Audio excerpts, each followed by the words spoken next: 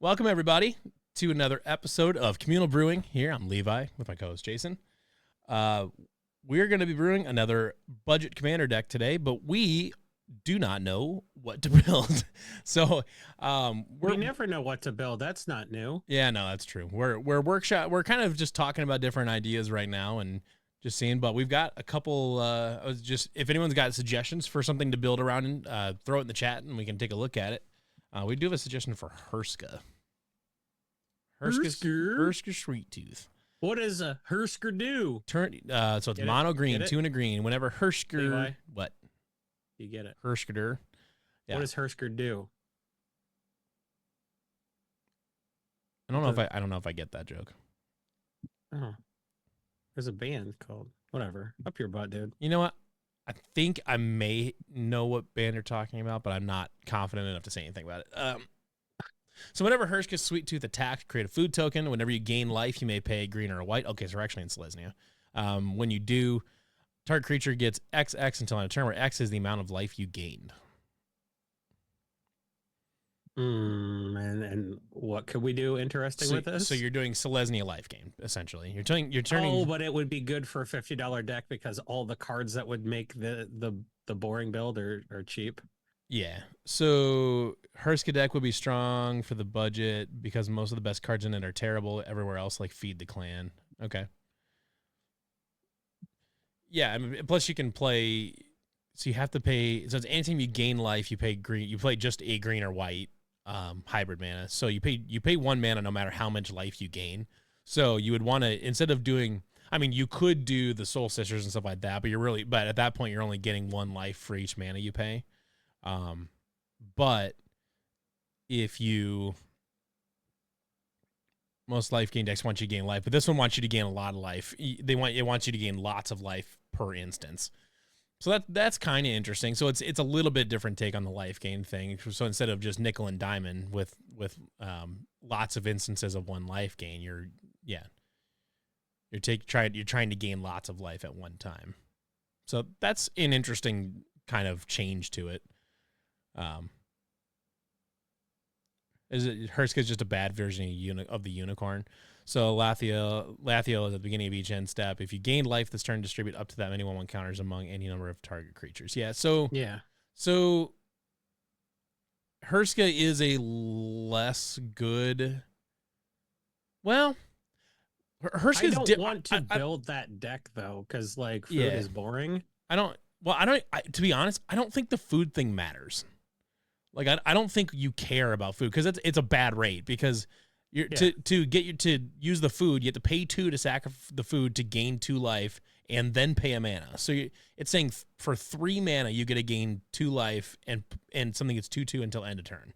That's a bad rate. That's a really bad rate. So, but what you would do with Hurska is you would try to turn Hurska into a Voltron commander, gain a ton of life in 1 shot, pay a green for it, and make Hurska huge. Yeah, Hurska's $5 because it sucks. Lathiel is 40 cents because it's good. Hurska is also $5 that's because how you judge it. If a Magic card is exactly like $3 to $5, that means it's terrible. Well, Hurska's also only been printed once. Lathiel's been printed a bunch of times. That's the point. That's why Lathiel's 40 cents. Well, no, Hurska's new though. Like I understand all the reasons. Why are you explaining MTG Finance? That doesn't mean that Hurska's bad. It just means that Lathiel's a lot older card. No, it is. It's clearly bad because it's only been printed once. Well, the first time it was printed was like 3 months ago. Oh my God, please stop explaining this to me. Well, your reasoning's bad. I'm making a joke, dog. What is wrong with you today? I'm tired. You're not yes and I am You're tired. That's yes why I am exhausted. You're very tired. You're cranky. I'm Eat a Snickers honestly, and come back. Snickers is not a candy I care about. What? You think I care about Snickers bars? You just told me to eat one, so clearly you believe in some sort of magical powers. Care about Snickers bars, dude. I could take or leave Snickers. Here's my hot take: is that I would rather have like a sugar candy than any chocolate candy. Any day of the week. I'm talking like Sour Patch or Sweet Tarts or something like that. I'd rather have that over a Snickers or a Twix or something like that every day of the week. I'm very calm. Not that I eat a lot of candy. But Ordeal of Healy. No, but like, why do we want to? so it sounds to me like you're not that interested in building life gain. Life gain. It is mass life gain versus, the little pinger life gains, but so it's a little bit different take. I don't like anything that makes the game take longer in a $50 deck. Well, if you built Hurska as a Voltron, it's not necessarily going to take longer. I guess. Luke says he wants to do Siani, Eye of the Storm, and Eligeth. I don't know if I know what Eligeth is, but I don't know if I know what Siani is. No, like. So this is just mono blue with its two different blue partners. I guess there's nothing interesting to do with Hurska except build the Hurska deck.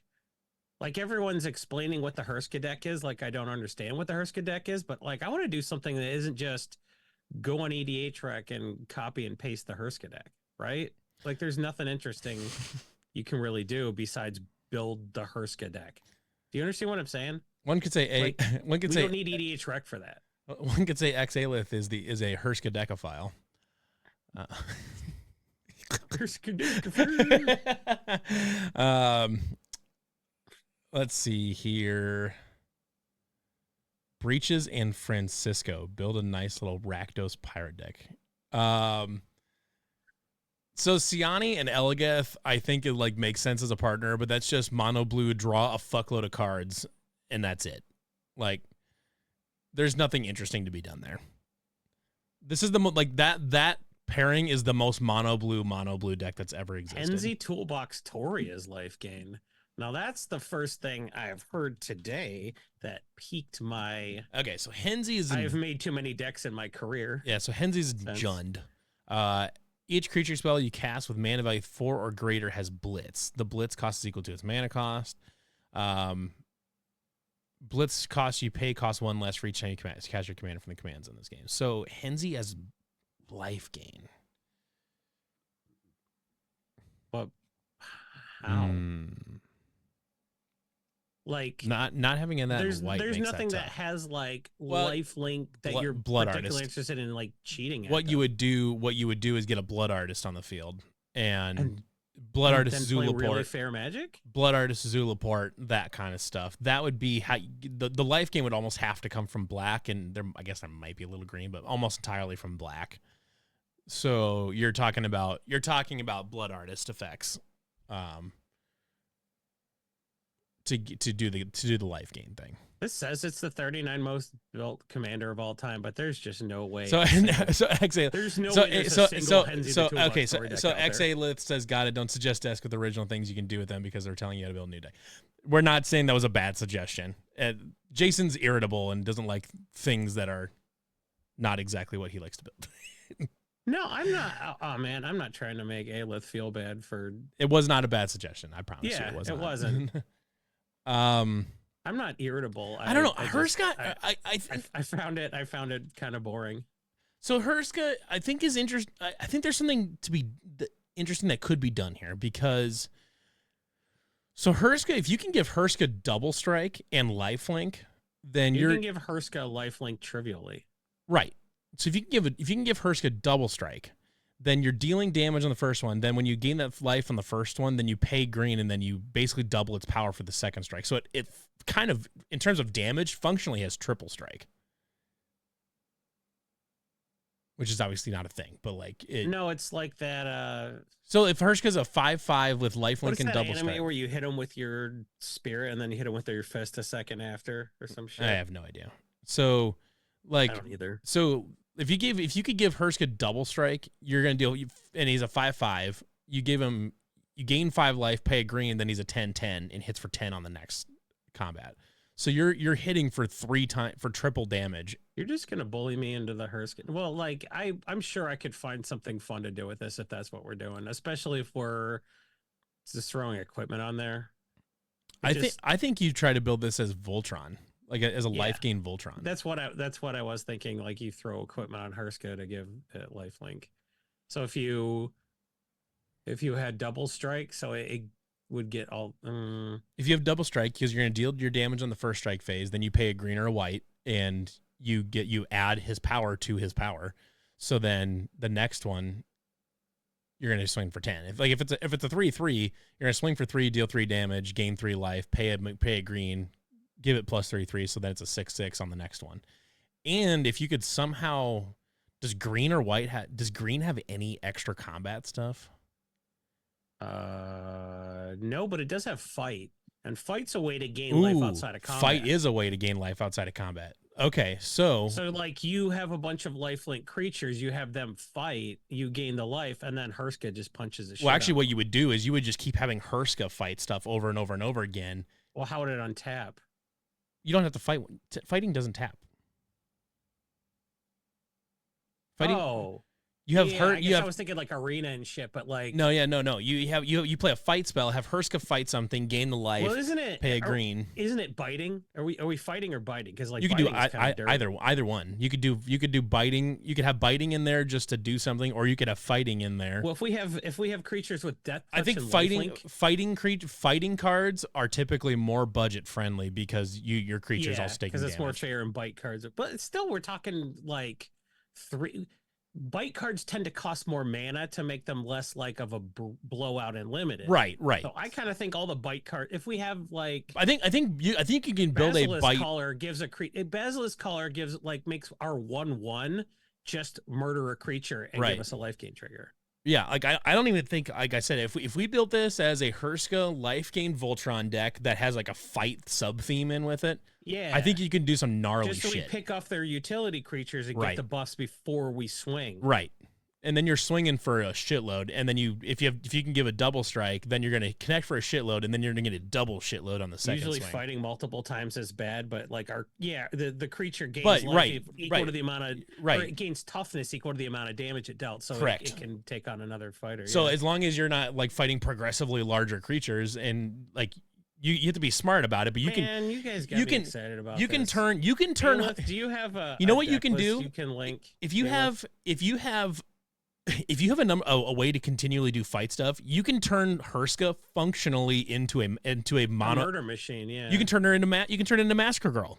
You can turn Hurska Sweet-tooth into Massacre Girl. Well, okay, so we would have to not give it Death Touch. We would have to give it Lifelink without Death Touch. Otherwise, you would only gain 1 life. No, that's not correct. You can still assign all the damage. Yeah, that's for trample and it's for trample. That's for trample. That's for trample touch. Trample, Death Touch, and Lifelink. That's trample touch. I'm getting all my weird corner cases. Yeah, conflated. That's just trample touch. So, you know what? I want to build this. Basilisk Collar is actually dumb in this deck. Yeah, Basilisk Collar. So like, if you can give it some combination of double strike, trample, and lifelink, Hurska gets out of hand really fast. But we can do that fairly budget friendly by playing. Yeah, I mean, Basilisk Collar is 244, but that's still Basilisk Collar is dumb in this deck. So, yeah, Fire Shrieker, you can play. If you set a deck list, we lose interest. That's fair. But I still think we're gonna try to do some different stuff. Oh, hopefully. I don't know. Do you want us to try to like do this our own way and be different, or do you want to see how close we get to your answer? Brass Knuckles. Oh, we're gonna do it our own way. Yeah, Brass Knuckles is not a bad option. I want to let's see here. What other commander do you want to look at then to get ideas? Because there's like nothing for Hurska on EDH Rex. So what you would do is there like a fight theme. Oh, we can put fight rigging. We can put fight rigging in this. Fight rigging, nice. Doesn't that have hideaway? Yeah, it has hideaway. Nice. So boxing ring too. You get a treasure token every turn you fought. Yeah. Oh yeah. So we're just gonna put fight rigging. No, Luke, we're not gonna put Assault Suit in a deck. Maybe we don't put Assault Suit in it. Would we gain the life if somebody else on their turn? So whoever controls it gains a life, but That's you what can I thought. but you can get around this by playing a card called Spirit Loop. Yeah. Is it Spirit Loop? Is it Spirit Loop or has Link? you gain the life. Yeah. So yeah, Spirit Loop and Spirit Link both always have you gain the life because it's not. Oh, you know what else is good about those? They trigger independently from lifelink, so you can't That's exactly stack lifelink right. like you used to be able to, but you can stack lifelink in an instance of Spirit Loop. Correct. So that's another reason to play those cards. Spirit Loop comes back. Spirit Loop and Spirit Link both have gain life, but it's not lifelink. So if you have Spirit Loop, Spirit Link, and lifelink, you're going to gain life 3 times. Oh, that's a good point. Yeah, but Spirit Loop, if keep coming back, dies, Spirit Loop keeps coming back. So it's even better. It's $2, but honestly, it's so good. It's a stupid good enchantment. It's a great enchantment. I'm gonna put Spirit Link in too because it's just another redundant extra life gain without having to losing the lifelink to stacking it.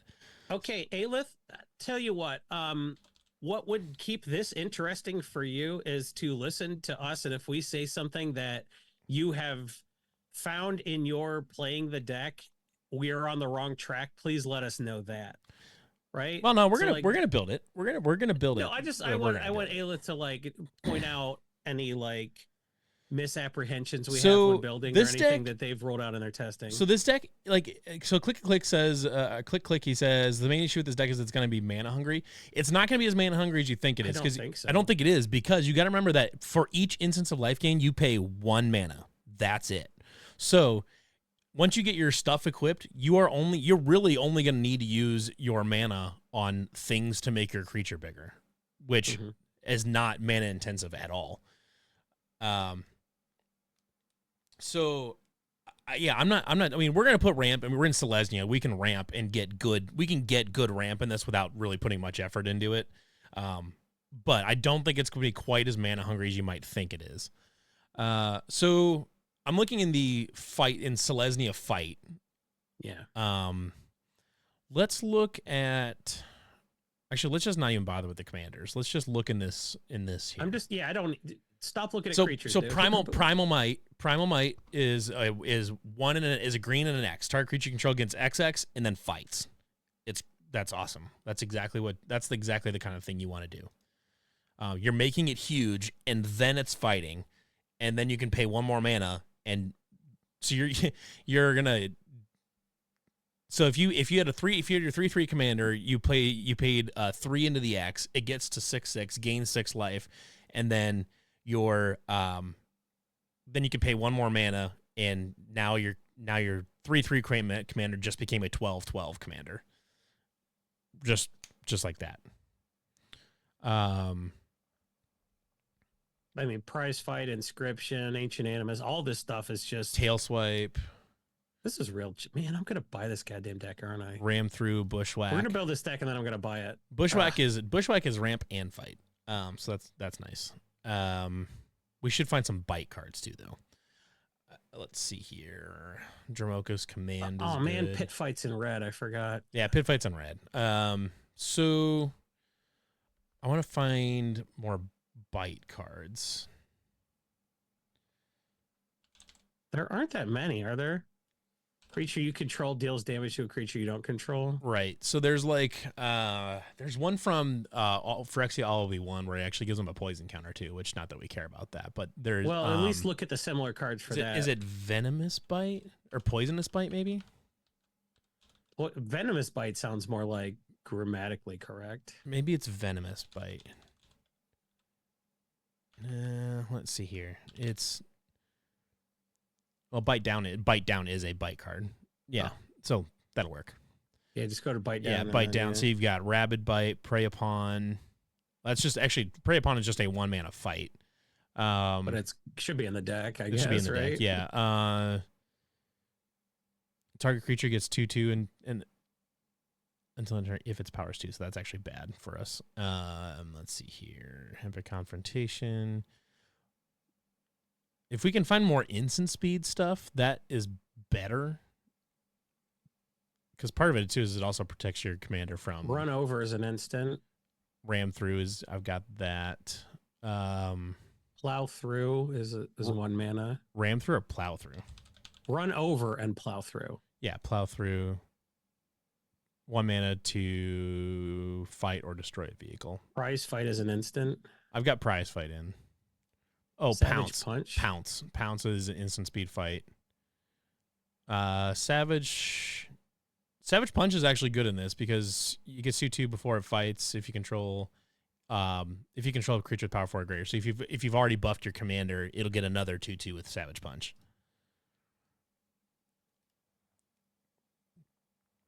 Yeah, so Ancient Animus. So stuff, so stuff like that, stuff like Loxodon Warhammer, and then like Rock's Faithmender, anything like that can get you extra life. So like Rock's Faithmender is whenever you gain life, gain double instead. It's 350, but I think that's worth it. Nah, the rest of this deck is going to be 10 cents. Right. Look at everything. Yeah. Pounce, Nature's Way, Prey Upon. Like the meat potatoes of the deck is just going to be like just killing their blockers. How about Cradle of Vitality is whenever you gain life, you can pay 1 and a white if you do put a 1/1 counter on target creature. So Cradle of Vitality it's mana hungry. Well, no, but hold on, but listen though. So it is a permanent. It's essentially the same ability as our commander, but so it gives you an option though. So for 1 mana, you can give it a permanent, or you can give it a temporary boost. For each 1 life you gain. Correct. So it's the same. It's exactly the same ability as our commander, but so our commander gives you an option. For 1 mana, you can do a temporary boost. For 2 mana, you can make it a permanent boost. And I think that's really great. Having that kind of flexibility is super. Yeah, Cradle. And they're not going to destroy a Cradle. No, they're not going to bother with that. So the Cradle of Vitality gives you a really nice flexibility. You hear that, everybody? Whoever wins the drawing this week is getting a Cradle. Yeah. I'm going to just tweet that right now. Yeah, and then also, Opie makes a great point, is that 3 mana gets you the temp boost and the permanent boost. And 3 mana in the grand scheme of things isn't all the mana in the world if you're not doing this 14 times in a turn, but like twice in a turn, maybe? I mean, but twice in turn is only 6 mana. That's not that big a deal in Selesnya. Not in, and that's kind of a lot of 1/1 counters, probably. Even if you had the 3/3 thing, so you would gain 3 life. You pay 3 mana, so then it gets 3 temporary plus 3 permanent. So then it becomes a 9/9. And then if you do it again, it becomes a 27/27 with 6 mana. And 12 of that, or 15 of that 27 is permanent. So, I mean, Hunter's Bow is sick. That's a really good effect. I know you know what Hunter's Bow is because you probably have it when you're. Well, I don't actually, because the Assassin's Creed deck I have is it's Pirates. It's Grixis. Pirates It's Grixis have Pirates. No green in them. Correct. Yeah. Yep. I thought you had a Halvar the Allfather deck. We gave one away to a buddy of mine. Oh, he actually fair and square won the giveaway just for the record. I don't know your life. Oh, that's the deck you built when I wasn't here. Okay. Yeah, that's no, you and I built it, but it ended up getting given away to a friend a friend of mine won it, and then he brought it to MagicCon. Okay, so let me see here. I literally looked across that table and saw that deck. That's why I said that. Yep. So I know. Well, what we did with it was turn it into a fling deck for legendaries. That's amazing. Yeah, it's pretty fun. And then just like get back a Safi Eric's daughter to get something huge back. And yeah, some stuff. Yeah, some goofy stuff. Yeah. We do interact in real life, folks. Are we friends? Yeah. We have interacted in real life. Yeah. Let's see here.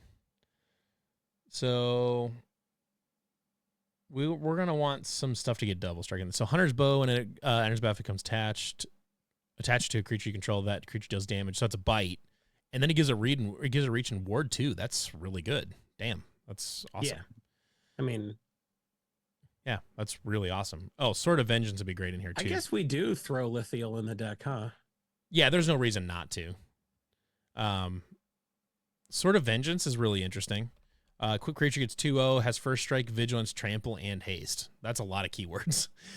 That's a lot of keywords for 99 cents. Keyword soup, baby. Yeah. Oh, Ulvenwald tracker. Now I thought Ulvenwald. Ulvenwald tracker. Let's Is see it here. Uwenwald or Uvenwald? I think it's Ulvenwald tracker. Ulvenwald tracker. But the way it's written, let's see. Oh my God. The problem is this is one of the cards that my friend group can now not say cannot say like the name normally anymore. You have to say it like a really enthusiastic Norwegian guy. So Ulvenwald tracker. Okay, so we got. Let's see. I honestly don't even know. I don't think anyone would have cared about Innistrad if it was more Norwegian than German. I think. Right? Oh yeah, so because actually, you know what's a great here. You know what's a great commander to look at? Neith of the Dire Hunt. She's in Gruul, but she's got a bunch of green stuff that we would care about. Neith. Yeah, Neith of the Dire Hunt. Neith of the Dire Hunt. Yep. It sounds like you have a list. Well, her name's not Neis. How do I know? You don't. It sounds like you're mispronouncing Neith. Yeah. Oh, Inscription of Abundance is great. I was actually Arena. I was thinking Arena. Like, that's why I was talking about our creature being tapped. Oh, because Levi's like, creatures don't tap to fight. And I was like, they did back in 1995, baby. Yeah, Arena's also $4, so that's not. Oh, hey, J Skills, we didn't change the thing. We actually. Oh yeah, let me. Aelith in chat. Aelith. See, again, Aelith suggested that we build. What's this? Hurska Sweet-tooth. Hurska Sweet-tooth. And at first I was like, I hate food. And then Aelith is like, hey, why don't you read the card? And I was like, I don't want to. But then everyone got me really excited about this deck. So I'm actually probably going to buy this because it's going to be like a $50 Voltron deck. That's going to be a lot of fun. We're just going to, oh my God, $6 on TCG Player and $1 elsewhere. Yeah. Are people buying fight cards again? Like, is Arena actually getting played? Because that could be awesome. It's $6 or it's $4 on Card Kingdom and $6 on TCG Player for whatever that's worth. Let's see here. So we've got Ronus the Indomitable. Oh wait, what am I looking at? Oh, it's Arena. I wanted Neith. That's what I wanted. Let's see here. I wanted to look at her instance. I'm not going to mention Pit Fight is that Ancient Animus gets a 1/1 count. Put a 1/1 counter on a creature control if it's legendary, then it fights. That's good. We'll keep that. Do you have Nature's Way? Return of the Wild Speaker might be really good in this. You can buff. You can buff your commander. Well, there are so many of the instant speed we might not even have to run. But you're gonna draw. Oh, I guess it doesn't matter. You're gonna draw a shitload of cards off of Return of the Wild Speaker. Oh yeah, for sure, Z's. Titanic Brawl is pretty good. It's instant speed do you fight. Have Ambuscade? What was that? Ambuscade. Ambuscade. It's like ambush if the H was the word cade. Oh my God, Ivory Tower. The Ivory Tower is such a stupid card that like Ambuscade. It's such an unfair card that like I forget that it's legal. And just like nobody plays it anymore. I don't know, man. Back in the day, Ivory Tower is like, I have 2 Ivory Towers. You literally can't win. Ambuscade, dog. Embuscade. Actually, Ivory Tower would be really, really good in this deck. I don't know if it would be really, really good. It's gonna gain you like 4 life max a turn. Oh wait, yeah. It's for each card in your hand above 4. So actually, unless we find just a shitload of card draw, it's actually going to gain like 1 life, and it's going to be really efficient. It'd be life gain, but it'd be really inefficient way to put power into our commander. Nykthos Paragon. What do we got here?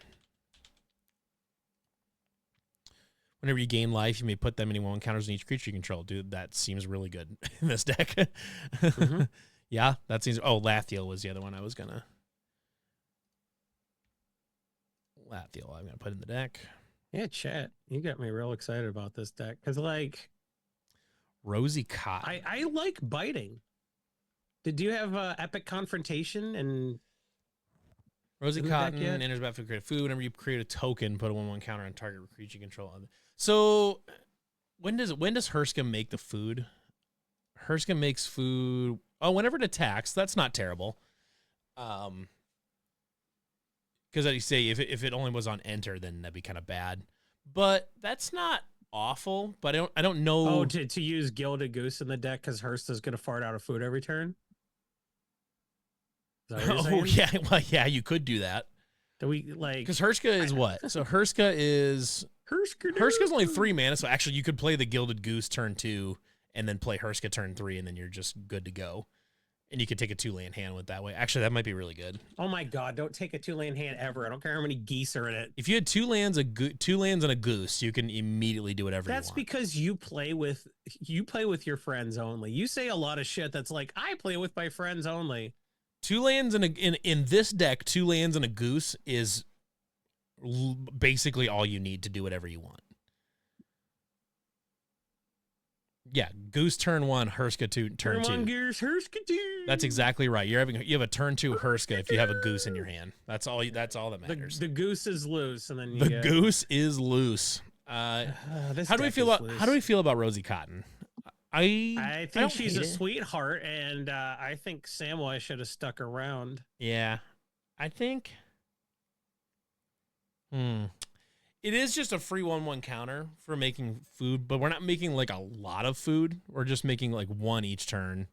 So it gets Hurska gets a little bit bigger. I don't know. We'll put it in for now, but it might be a cut later, depending on what we do. I mean, if we have other stuff that makes tokens, then we definitely can. Brass Knuckles was one I heard earlier, and I forgot to put it in the deck. Brass Knuckles. Yeah, see, like I didn't want this to turn into a Lord of the Rings ass deck, and now people are suggesting the Gaffer, and I'm like, see, I knew this would happen, but like, kind of like the Gaffer, but like, Duelist Heritage, yeah. Let's not end up on like Pippin's page or some shit, okay? Because please? Not only is Duelist Heritage great for giving our commander double strike, but you can use it politically to give other people's stuff double strike.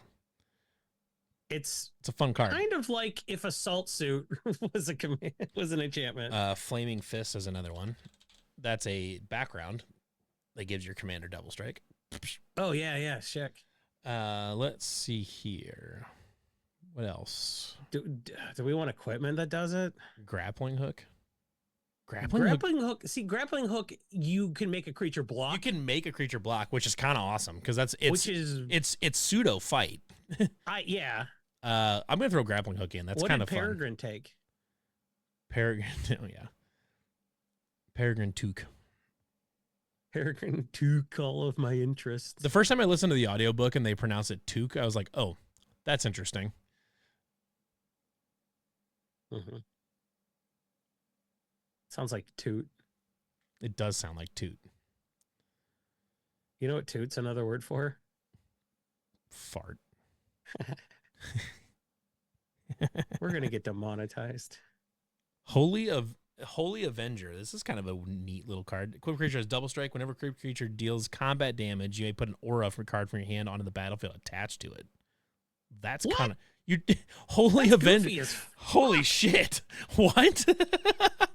Where are you finding this? I have a Scryfall search up off to the side. Holy Avenger. Whenever equipped creature has double strike, whenever equipped creature deals combat damage, you may put just combat damage. It doesn't say combat damage to a player. To an opponent.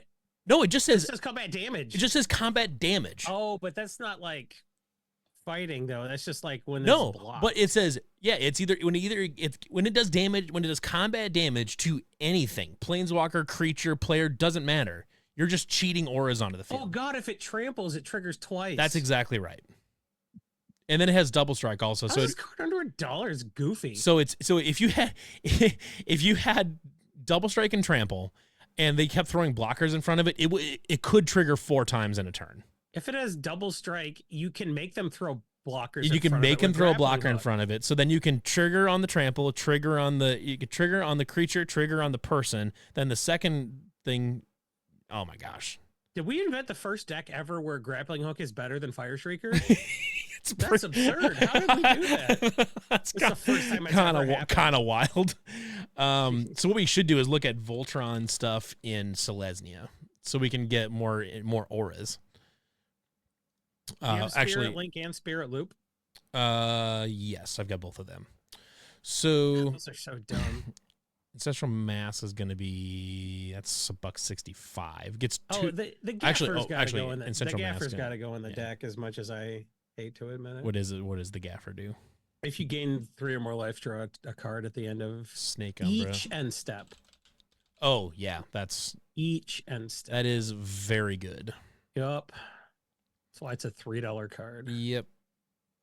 Okay, so let's see what other auras we want on here. Sage's Reverie is very good. I mean, Peregrine Took draws Armadillo cards Cloak. too, actually. Sheltered as long as we're being by assholes and putting all the Lord of the Rings stuff. Like, the only reason not to run Peregrine is because I'm mad at it. And that's a dumb reason to do anything. So, like, put Peregrine on the damn deck. You sack 3 foods to draw a card. Strong back and about time we had something to do with the foods. Unflinching Courage. Gets 2/2 and has Trample and Lifelink for 3 mana. Excellent. Excellent card. Let's see here. Strong back is also in the deck now. Sick. Let's do... I also put Snake Umbra in. And then we've got Indomitable.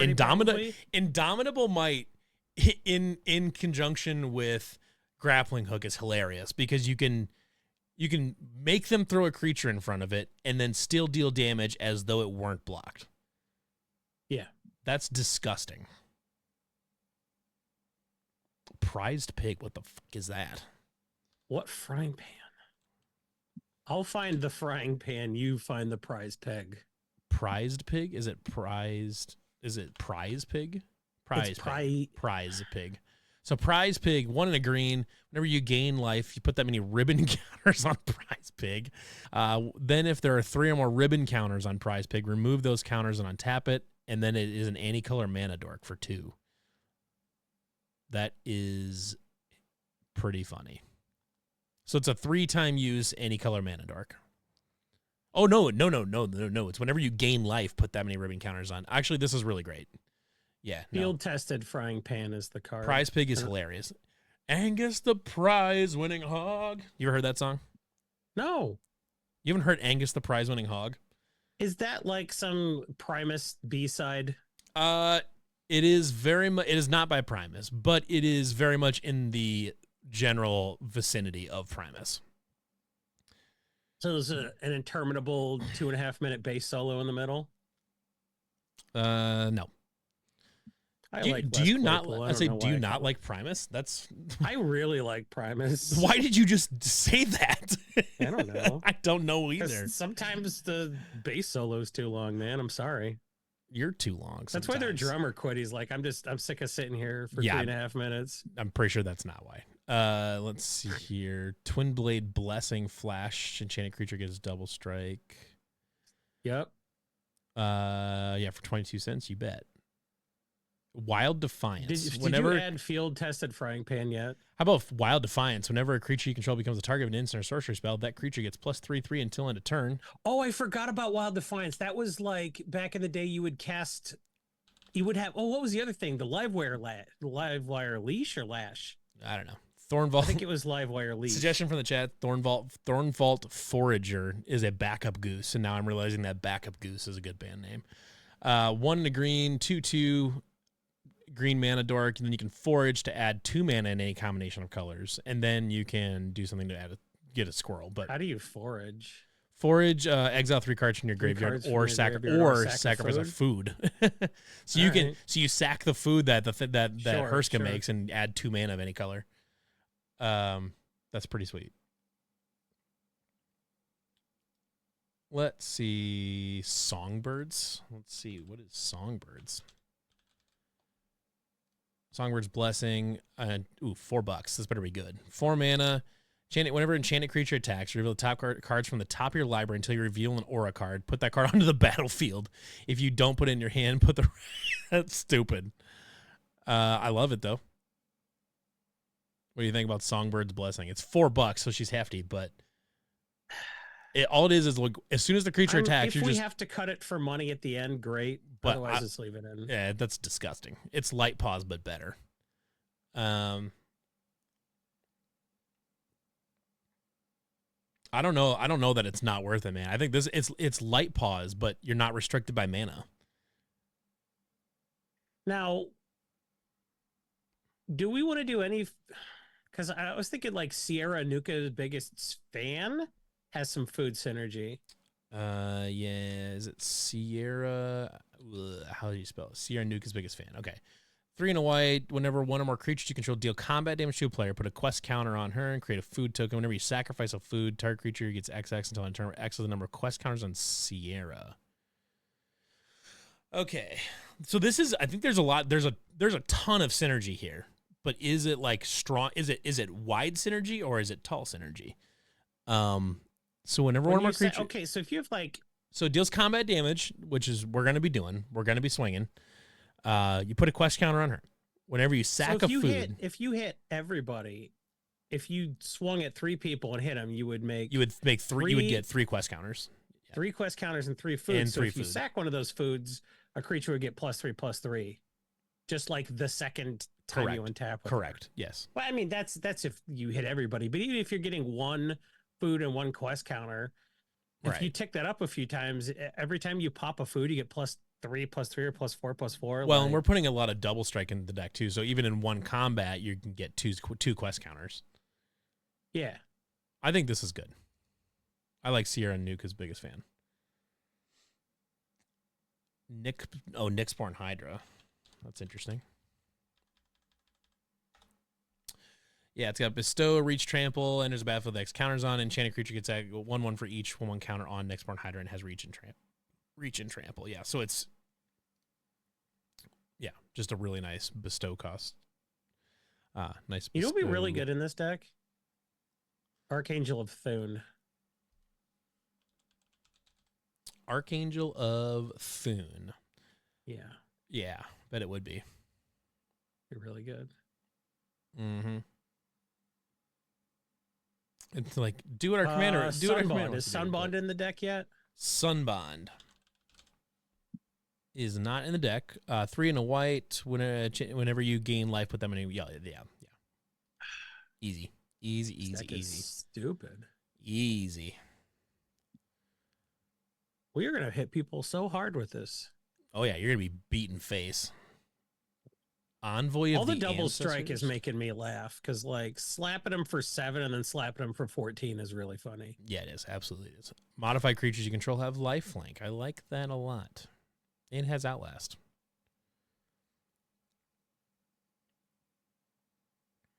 Okay.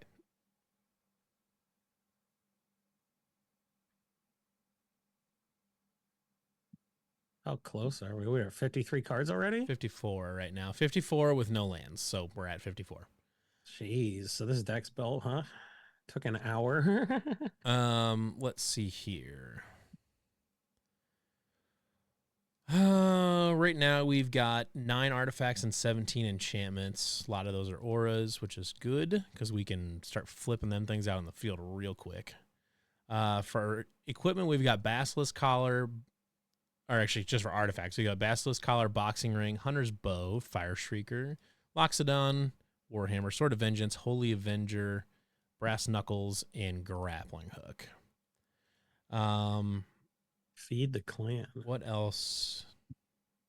What even is that? How about Leyline Axe? Is Leyline Axe too expensive? Oh my God, Feed the Clan is funny as shit, dude. You just gain 10 life.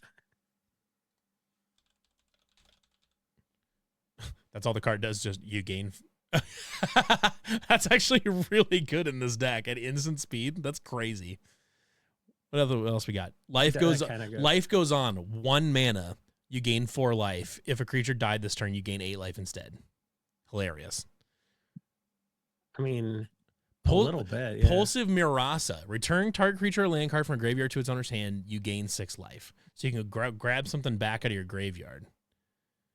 So if your commander dies, you just pull it back out of your graveyard with that and gain 6 life. Or Nourish is green to pay 6 life. Heroes Reunion, and these are all instant speed too. That's kind of wild. Yeah. Rest for the gaining life and not doing anything else usually isn't that great. But in this deck, it's why like really Lightning good. Helix is good and gains you 3 life, and like Nourish is bad and gains you twice that. Right. Rest for the Weary. Target player gains 4 life if you had a lane end of the battlefield under your control. Oh, so Aelith, you were just using these as like a giant growth. So I mean, Feed the Clan is pay 3 mana and add 10 power to your commander. Like feed the clans 2 mana.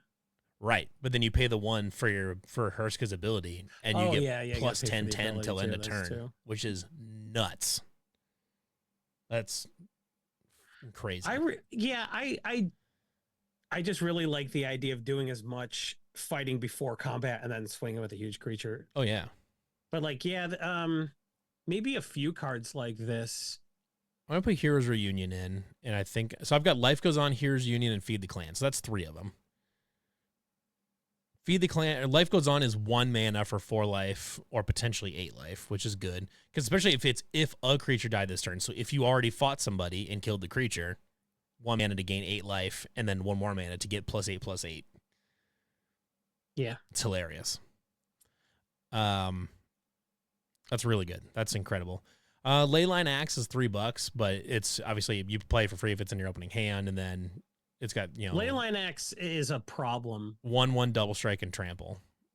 Congregation is a real bad rate in a deck where you're going tall. We're not going to go wide enough to gain any life at all. Yeah, we're not going to go anywhere near Soul wide Warden enough for that. is bad. Like, there's a lot of life gain stuff that's bad in this particular deck. This is more of a you just gained a huge hunk of life by punching somebody with a life linker. Do we want Paladin class? Oh my god, Beacon of Immortality is like $7, but fuck, it doubles your life total. Oh, is there anything else that doubles your life total? Beacon of Immortality. So we've got. I mean, Boon Reflection, kinda. That's $8 also. No, there's nothing. Not really. It's all expensive. Oh, Celestial Mantle.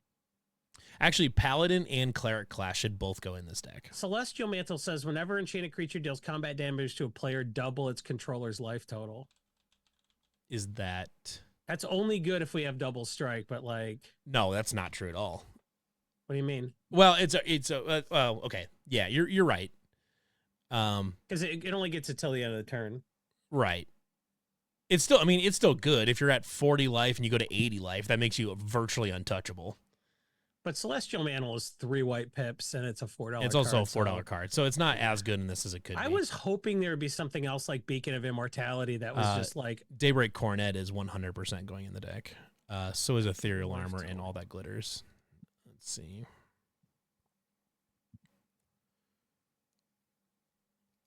Abzan Battle Priest.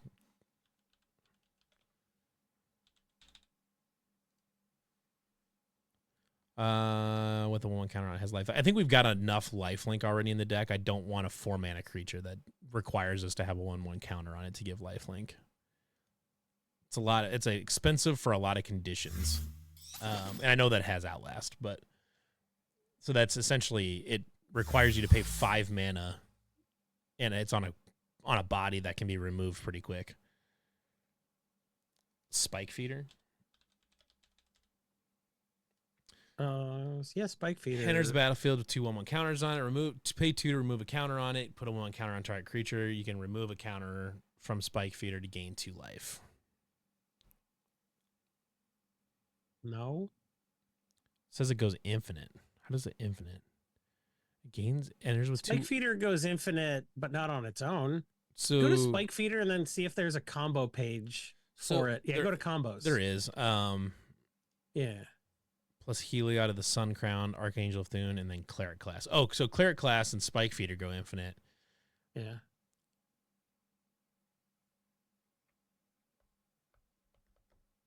I don't think I care as much a about... 2-card infinite combo kind of makes this a bracket 3 deck. It does.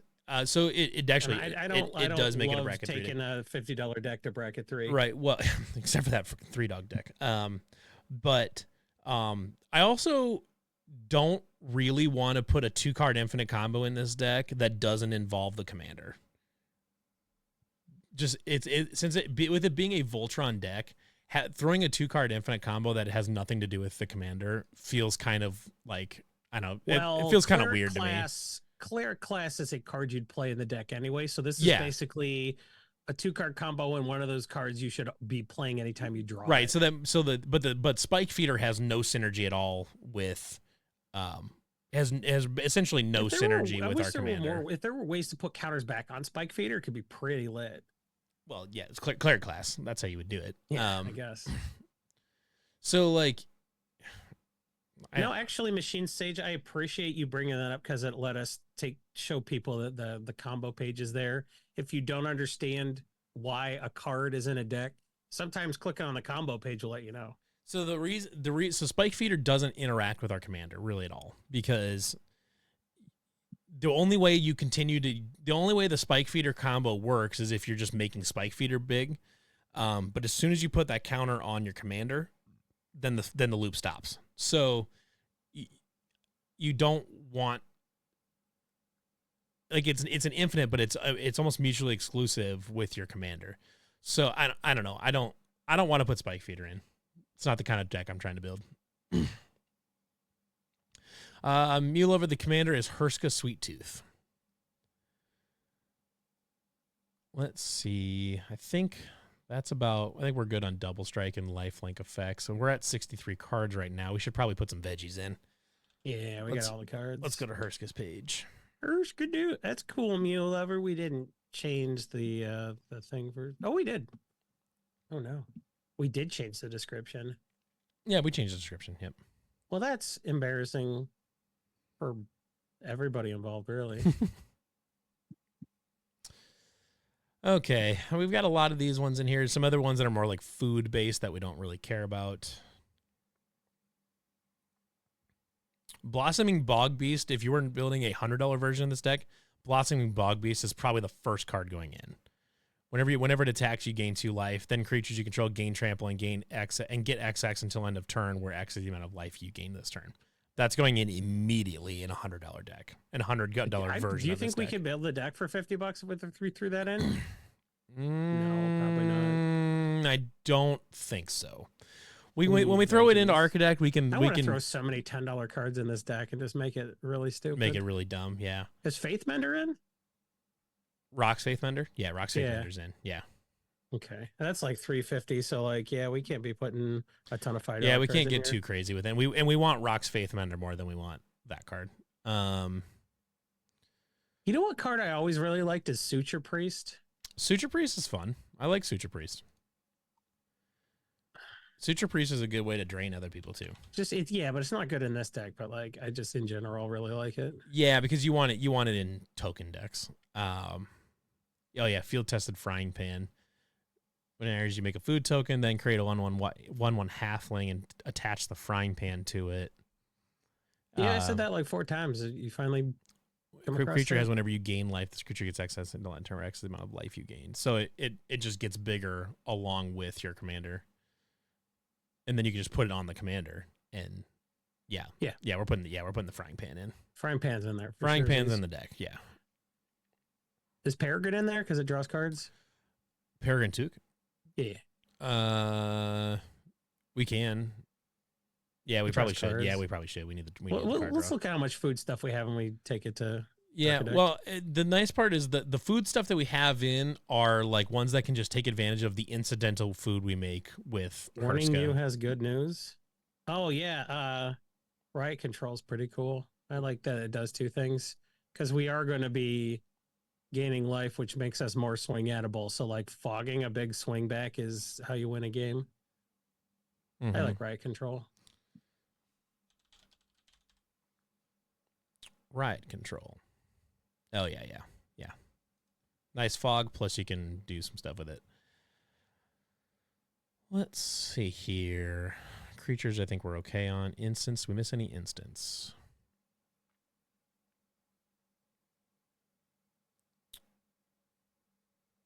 Revitalize is decent. 2 mana to gain 3 life and draw a card. That's not terrible. The card draw's nice.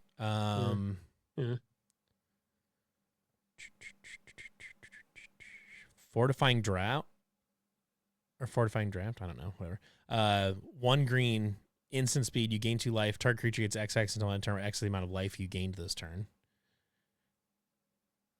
Oh, is Inscription of Abundance not in the deck yet? That's actually better than some of the other effects we've got in, so I'm going to throw that in for right now. I mean, now's the time to figure that out. You know what card I really like is Drog Skull Reaver. What does that do? Well, we can't play in this deck. It's like it's a 3/5 flying double strike lifelink, and when you gain life, draw a card.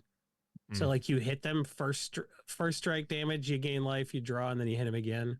Sure. Yeah. It's 7 mana, but like it's one of the coolest cards. It's in Foundations actually, so like I could be doing that kind of BS in Standard if I wanted to. Right. Not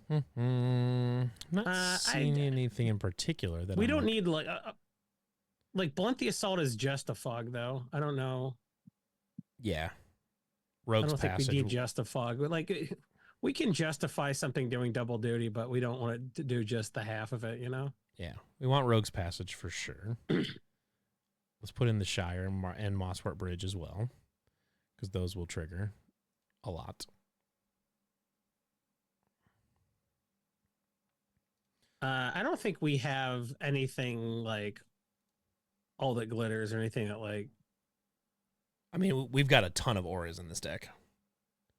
Yeah, so All That Glitters really like. All That Glitters and Ethereal Armor are both. They're both in the deck. It kind of gets buffed in too much a fair way. Do you want to play All That Glitters to give your creature +6, or do you want to gain 8 life for 2 mana? I want to do both. I mean, I guess. I mean, you could make I think you can make a very reasonable argument that All That Glitters and Ethereal Armor in this deck are win more versus win more often. Yeah.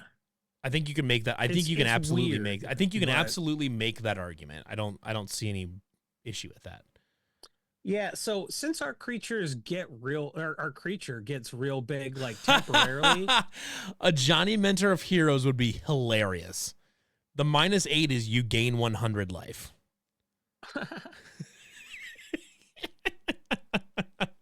Actually, it's really good though. The number one is the first one is distribute 3/1/1 counters among 1, 2, or 3 creatures you control. The other +1 is look at the top 4 cards of your library. You may reveal an aura, creature, or planeswalker from among them. Put it into your hand. The rest in the bottom of your library, and then the -8 is you gain 100 life. Ah, it's $6. It's $6, but that's hilarious. Though. That's hilarious. A Johnny Steadfast though is $1. And then its +1 is one creature gets 1/1 and gains first strike, vigilance, and lifelink. The -2 is put a 1/1 counter on each creature you control and a loyalty counter on each other planeswalker.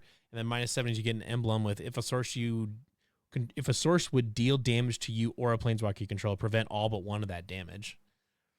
The -7 you don't really even care about, but the +1 gives it 1/1 first strike, vigilance, and lifelink. That emblem is absurd. It's a very good emblem. It's a crazy emblem. But in a life gain deck, it's kind of redundant. But there's a 55-cent printing of a Johnny Mentor of Heroes. Yeah, why don't you click on the middle number there and go to TCG Player and see if you can find it, or Card Kingdom.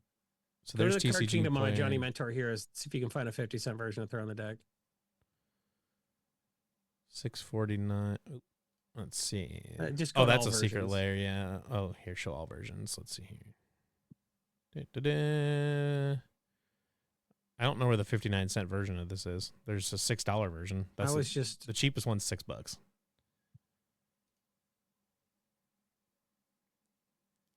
Where I don't know where you found your 55-cent Mentor of Heroes.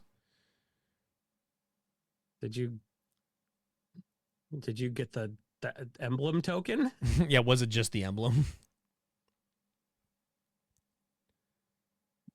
On Scryfall. I wonder if it's just the emblem. Media and collaboration printing? The hell is that? I don't know what that is, but okay, let's put this thing in Architect for right now. See where we're at.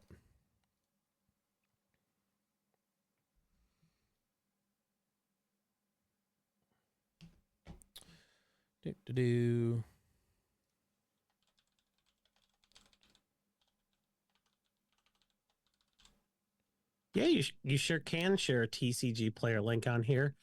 In fact, buy singles on TCG Player, and if you're going to do that, please consider using our affiliate link. The way you do that is you fill your shopping, or well, your clipboard / shopping cart, your thing, your widget. Fill your clipboard, and then you can export to either Architect like we did, or you can also export to TCG Player or Card Kingdom, and you can just buy all the cards like that. It's super easy to just fill a shopping cart using our clipboard. So consider that when you do that, you don't pay more, but we do get a portion of that sale. So that is a way to support EDH Rec without doing anything you weren't going to do anyway. And we even make it convenient for you to use our clipboard to just click on all the cards you want and then send them all to TCG Player at once. So yeah, definitely share a TCG Player link and consider supporting us by buying from one of our affiliate vendors by clicking on the link through our site to go to their site. Yeah. We're going to have it optimize the printing to... The Deluxe Commander Kit. This is one thing I forget to do is to optimize the printings to... Does this have a magic back? Legality. It says it's legal. There's a 50-cent trash version that multiple stores on TCG Player have in stock. Well, there you go. Apparently there is a 55-cent version of a Johnny Mentor of Heroes. That's just Deluxe. Okay. Well, there you have it. Yeah. And there are pages of these on TCG Player. Lots of people have this card. Let's see here. I need to set the commander. Scryfall says you're legal, Machine Sage. Well, thanks for shaving $5 off our deck cost, I guess. That's pretty legit. And you know what? There. So actually, after optimizing... The TCG Player Cart Optimizer has a tendency to take your 50-cent card out and find you a $5 version that has free shipping. So, like, be careful on the Card Optimizer if you're finding deals like Machine Sage just found all of you. And hey, if you want to pay 50 cents for a $5 card, a lot of people are willing to do that. Yeah. So on Architect here, I did go through to optimize the printings to make sure it's finding the cheapest printing of all of these. So I've got that. So right now we're at $50.29. We're at 74 cards with 6 lands. So we gotta do some. We got to cut. So we're at 68. So we're at 32 lands right now. So we've got to cut. Oh, the Costco Commanders. Oh, okay. That makes sense. So we probably need to cut, I would say probably 6 cards, I would say. The current Costco Commander kits are a pretty decent value, but it makes me think like they just didn't sell very much OTJ and they just like had a lot to get rid of, because there's like a commander deck plus multiple boosters for like $50 for some of those commander decks. Which is a shame, because I think if this, I don't even think this is a hot take. I think this is just a fun, I think it's a good perspective on this, is that I think if OTJ didn't have that, the cloud hanging over it, that it's Magic the Hattening, that if the kind of the hokey Wild West theme wasn't there and it was all branded as a traditional set but was otherwise a mechanically identical set, I think we'd be talking about OTJ as like one of the best sets of the last 10 to 20 years. That set is hot. There are so many good cards in that, and the mechanics are great. Anything that came out in this 2-year period is just like going to be overshadowed by people bitching about universes beyond so much it didn't matter what they were. Yeah. And once people realized, hey, the UB stuff is fine, and it's going to happen. Yeah. And like Magic is still making Magic. Foundations show that like if they understand something's going to be legal for a long time, they'll make sure it's balanced and good. Foundations is good. Yeah. Standard should be fine going forward. Standard's really fun. Now, I've been playing a lot of Standard because I'm figuring out what I want to run at my RC in May. So that's what I'm figuring out right now. I've been experimenting with a couple things. I won my RCQ with Boros Mice, but we're going to see what we go from there. But yeah, so I think OTJ is one of the great underrated sets of the last decade. I think it's going to age much like New Capenna has, where people are like, this is goofy and weird, and I don't like the setting of New Capenna. But then as it's gone on, people have gone back and looked at New Capenna and been like, wait a second, the cards in New Capenna are just so good. New Capenna was such a good set that no one gave a fuck about. It's wild. Yeah, and it's like New Capenna's cards are crazy. There's so many good cards in New Capenna. Hey, thanks for the follow, Clip Rogmaster. Yeah, thank you for the and I think Uh, What? fucking username. um, Oh, because that's a myth.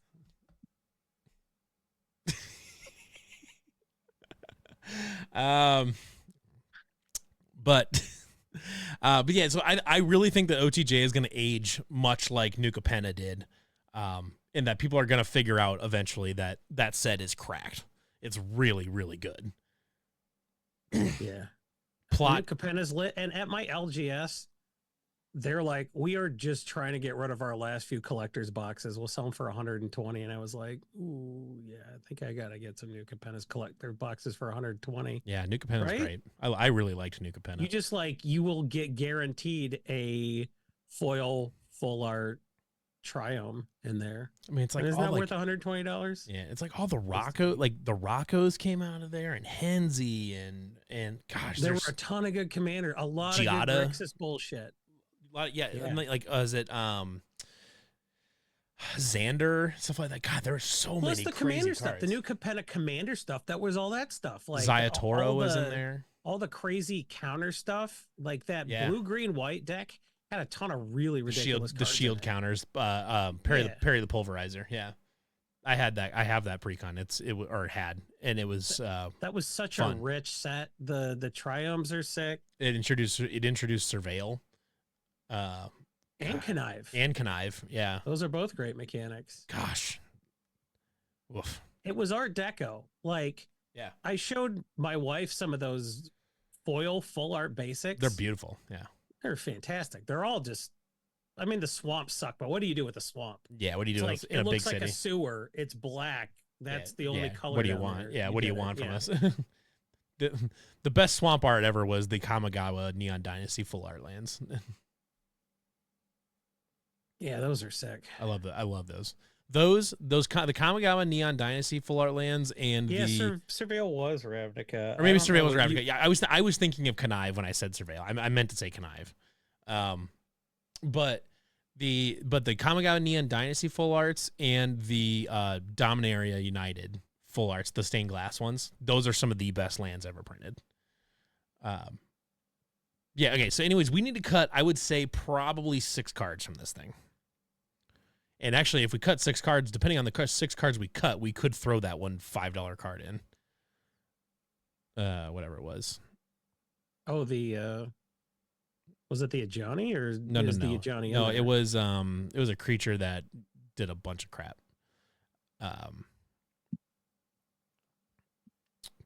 What was that card? Oh, is it something somebody suggested? It was, I think it was on this page. Oh, Blossoming Bog Beast. Yeah, when it attacks, you gain 2 life. Then creatures you control gain trample and XX until end of turn, where X is the amount of life you gained. Theoretically, depending on what we cut, we may be able to sneak that in. But let's see what we want to cut first. Okay, so artifacts, we've got Arcane Signet, Basilisk Collar, Boxing Ring, Brass Knuckles, Field Tested Frying Pan, Fire Shrieker, Grappling Hook, Holy Avenger, Hunter's Bow, Leyline Axe, Locks on Warhammer, and Sword of Vengeance. I like all of those. Is Signet that good? You could probably justify cutting Signet if you have some other ramp in the deck or some other card draw. We don't have a ton right now, but I mean, it's the best mana rock in the game, so it's kind of our best non-Soul Ring mana rock in the game, so it's kind of like it's a little mana 2-color deck. I mean, I get that it's 2 mana. Yeah. We can come back to that one. Creatures, we've got Envoy the Ancestors, which has Outlast, and modify creatures you control have lifelink. I think this might be unnecessary. We think we've got a lot of lifelink options in this. I don't like Sword of Vengeance, honestly. Sword of Vengeance is 2/0 first strike, vigilance, trample, and haste. I don't care. Do we care about any of that? Haste, I don't care about. Vigilance, and trample, you definitely care about.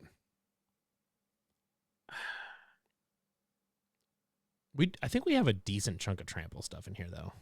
Yeah, I think Sword of Vengeance is like I never wanted. Is that what you want your turn to be? First strike. Sword of Vengeance. I mean, first strike is underappreciated. I mean, first strike and Death Touch is very good, but first strike and Death Touch is incredible.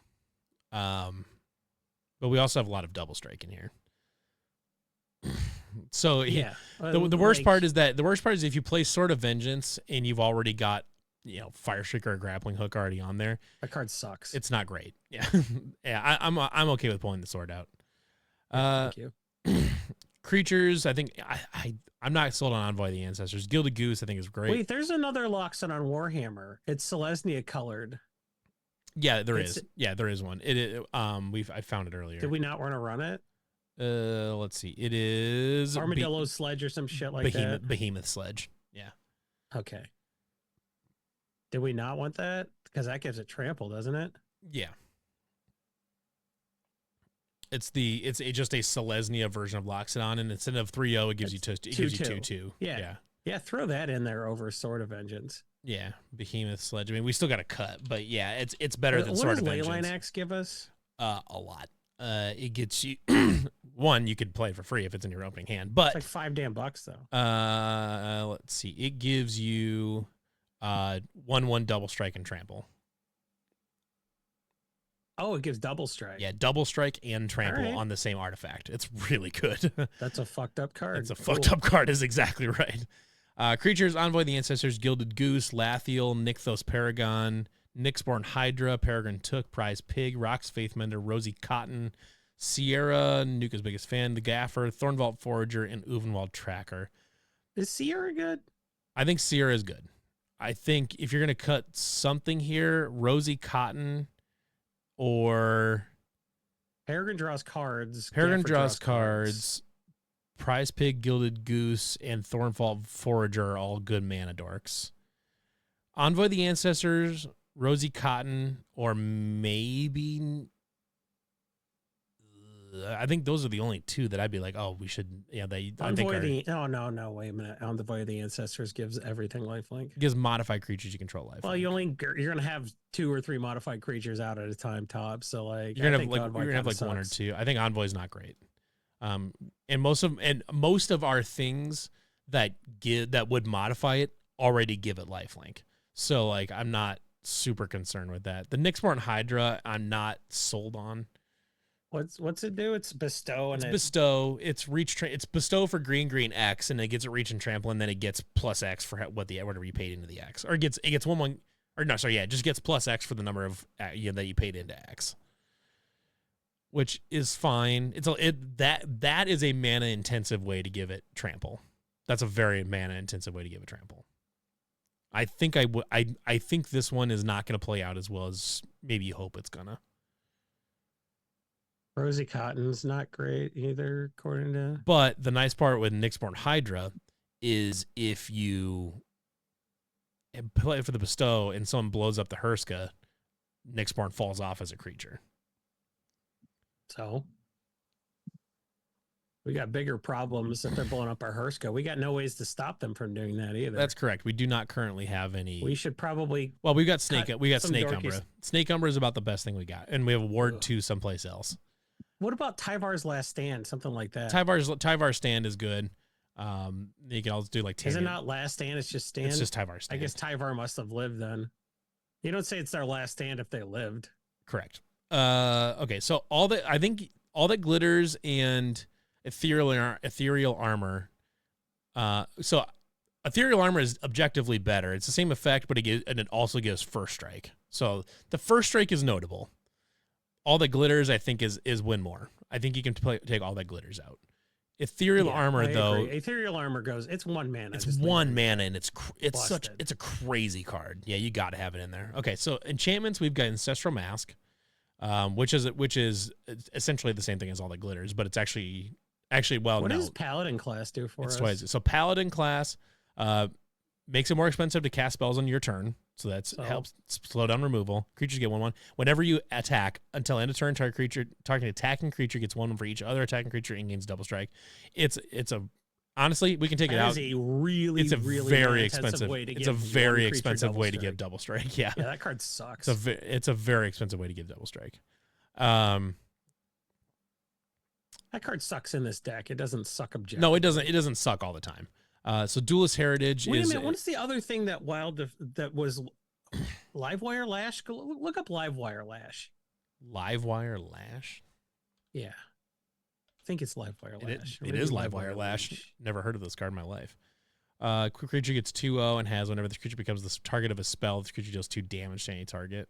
It's not that. It's okay, I guess. Yeah, but if it has lifelink and death touch, whenever you play. Okay, sure. Whenever it becomes the target of a spell. Okay. You know, yeah, because then if it has death touch, then you're just start zapping people's creatures just with live wire lash. Well, how many ways do we have to give our commander death touch? Nah, Basilisk Collar. I think that's it. Well, I mean, even if it's just the lifelink, it's any target too. You hit them and you gain 2 life. I don't know. I personally think it got played alongside Wild Defiance a ton. Wild Defiance is absolutely absurd in this deck. Yeah. So I think if says, to be honest, Defiance, we should play Lash too, because like. So Ayla says, to be honest, First Strike is bad here actually. So First Strike is First Strike is never ever worse than just regular swinging. It's a matter of, is it worth much? In this particular deck, if you don't have another lifelink or swinging, you're right that First Strike doesn't really do much for you other than kind of protect Hurska. So, you know, just giving it First Strike, you know, with Ethereal Armor. You're saying if everything has First Strike, then you can't hit twice because everything hits once. What would give everything First Strike? I don't know. Oh, the modified creatures. So it says modified creatures you control get lifelink. Yeah, so oh wait, no, I don't understand. How would everything get First Strike? From something else, I don't know. Don't worry about it, man. Rosy Cotton is one I'm not 100% sold on either. I think if Aelith doesn't like it, then I assume Aelith knows something we don't. I don't think Rosy Cotton. I mean, I wasn't really sold on Rosy Cotton when we put it in. So, I mean, this is compared to the frying pan and the gaffer. It's not even close. Yeah, like all the stuff that I resisted adding a little just because it was like. So, I mean, what's worth noting? The whole Lord of the Rings deck. I think that's the weakest one. I mean, there's only 10 creatures in the deck, and 1, 2, 3 of them are mana dorks. The other one's just a fight card or whatever that's on the field. It's like we're almost never swinging, and Peregrine Took you're never going to swing with. Rock's Faith Mender you're never going to swing with. Actually, there's Lathiel might be the only one in this entire deck that you ever swing with. Well, if we're only going to swing with one creature at a time, Sierra kind of sucks. No, because you remember every time you're dealing combat damage, she's getting more and more stuff. Yeah, she gets another. Yeah, all right. Yeah, that's true. Especially on double strike, you can get 2 quest counters on her per combat. Plus, it's a Fallout card. I'm really low. Plus, it's a Fallout card. Yeah, plus it's a Fallout card. Do we have enough money for Nuka-Cola vending machine? They're like $30. Anyway, let's take a look at do we have any instants or sorceries? Okay, so the rest of the enchantments, we've got Cleric Class, Cradle of Vitality, Daybreak Coronet, Duelist Heritage, Ethereal Hammer, Fight Rigging, Flaming Fist, Indomitable Might, Sage's Reverie, Snake Umbra, Songbird's Blessing, Spirit Link, Spirit Loop, Strongback, Sunbond, Twin Blade Blessing, Unflinching Courage, Wild Defiance. You know what? Depending on what else we cut, you could find room for Power Fist in this deck, probably. What does Power Fist do again? It's when it deals combat damage to a player, you double it, or you like basically double its power in 1/1 counters. It's a nutty card. Power Fist is okay. So equipped creature has trample, and whenever this creature deals combat damage to a player, put that many 1/1 counters on it. It's crazy. So it essentially turns the temporary boost. $10? It's 11. Yeah, it's like $10. Yeah, it's $10. So you'd have to cut something expensive, but you could theoretically get there. There isn't a lot in here. Or if you win this, Jack, just put Power. Or just put it in there. Yeah, just put it in. I'm probably gonna buy this stupid.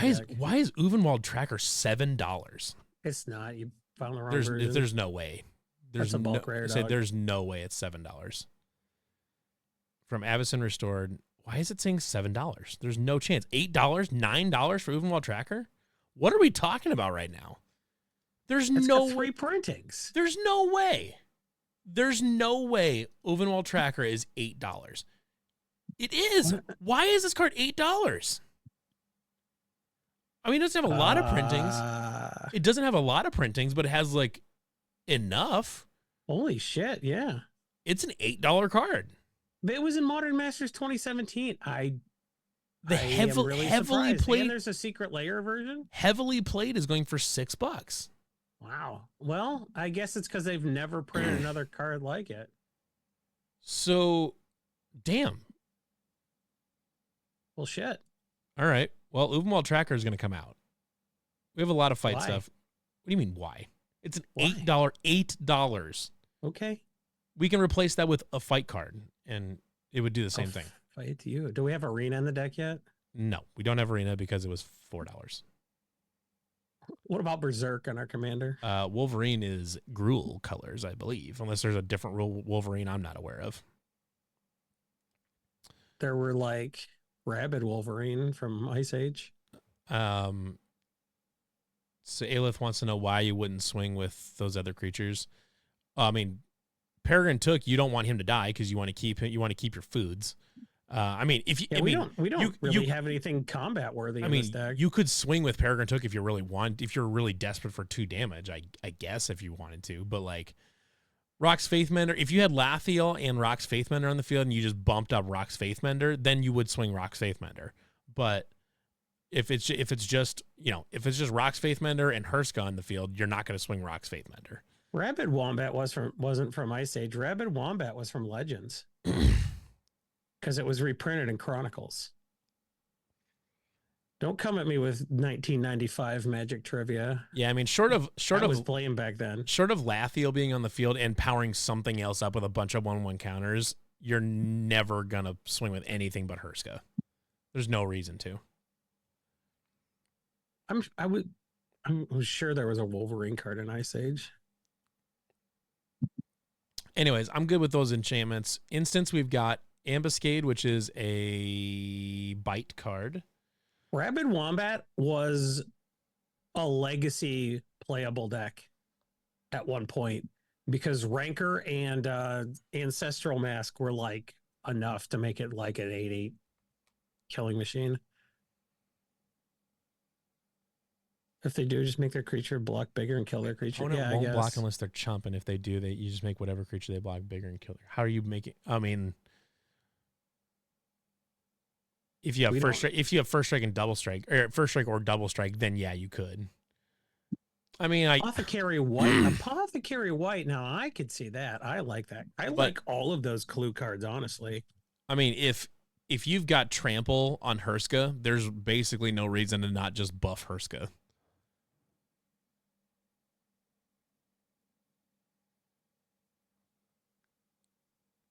Overall Tracker spike or overall Tracker spiked because of Wolverine. Sure. Yeah, okay. Yeah. That makes sense. That makes sense. Okay. Instance. So we've got a few bite cards there. So we got Ancient Amos is an instant speed fight. Dramoka's Command is instant speed. That's the kind of thing I used to know, and now I don't know that anymore. And it makes me feel kind of sad. Instant speed fight and a counter or sacrificing enchant, whatever.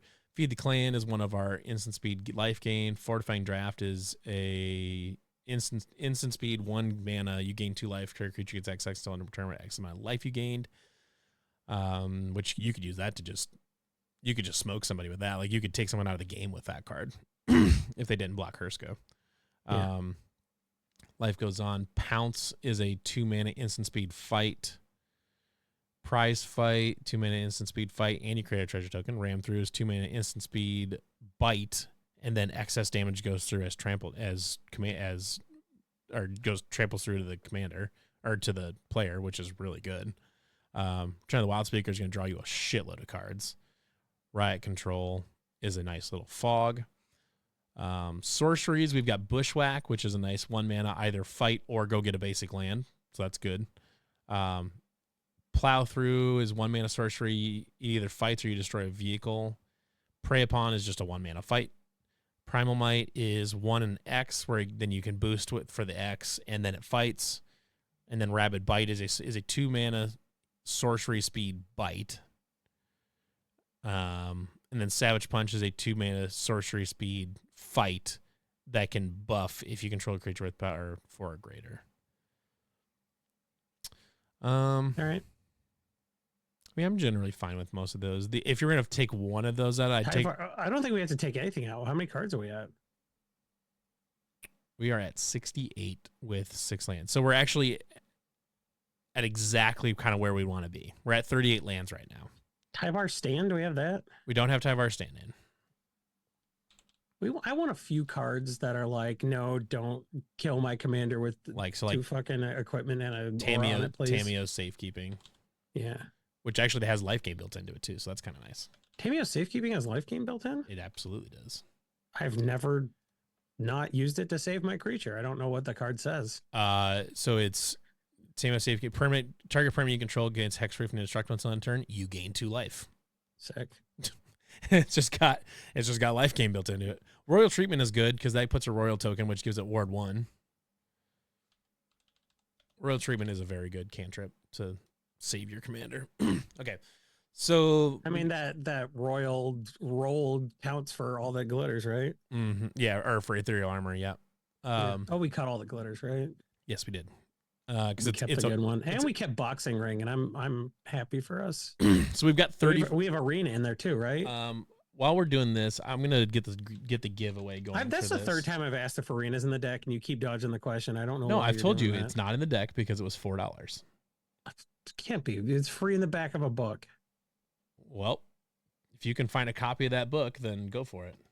I have you don't have a copy of Arena? Dude, get Arena. It's so good. I read it like every year. I'm not going to do that. Let's see here. That's Garth One Eye comes back to avenge the dead turquoise mages. All right, we've got the giveaway going. It's turquoise mages. It's going to be exclamation point Hurska, so exclamation point HURSKA to win this Hurska Sweet-tooth deck, which I think is actually going to be pretty fun. So currently we're at 35 lands, so we need to cut probably, I would say probably 2 cards, 2 or 3. And we're at $45. So if we cut 3 cards, you could add back in something, which you could add in. You could get, depending on what you cut, you could get real close to adding Power Fist in, or you could put in that other creature that we were talking about. Where the fuck? Blossoming Bog Beast. Great blossoming bog beast spat, man. So we need to cut a couple cards. We need to get a couple cards. What do we want to cut? Mew says last weekend I cracked open an Edgar Markov in a movie Avacyn. Nice. Let's see here. Even Aelith wants to win this deck. Yeah. Okay, what can we cut? Spirit Link? No, we want that. That's the lifelink, but not lifelink that you can stack with Spirit lifelink. Loop won't go away. Spirit Link is just like getting 2 for 1, I think. I mean, it's 1 mana. I guess, yeah. It's super. It's 7 cents and it's 1 mana. Like, it doesn't get a lot better for essentially doubling. It's Rock's Faithmender in an Aura card for 1 mana and 7 cents. But I know all about what it does. But then we got cards like Sunbond that like do a little bit more for 4 mana, though. I get it. It should do a lot more. It should do a lot more for 4 mana. Sunbond is a messed up Magic card. It's pretty good. It's the only card from that set still worth money. Look it up. From Journey to Nyx. It's like the 3rd most expensive card in Journey to Nyx. Is it?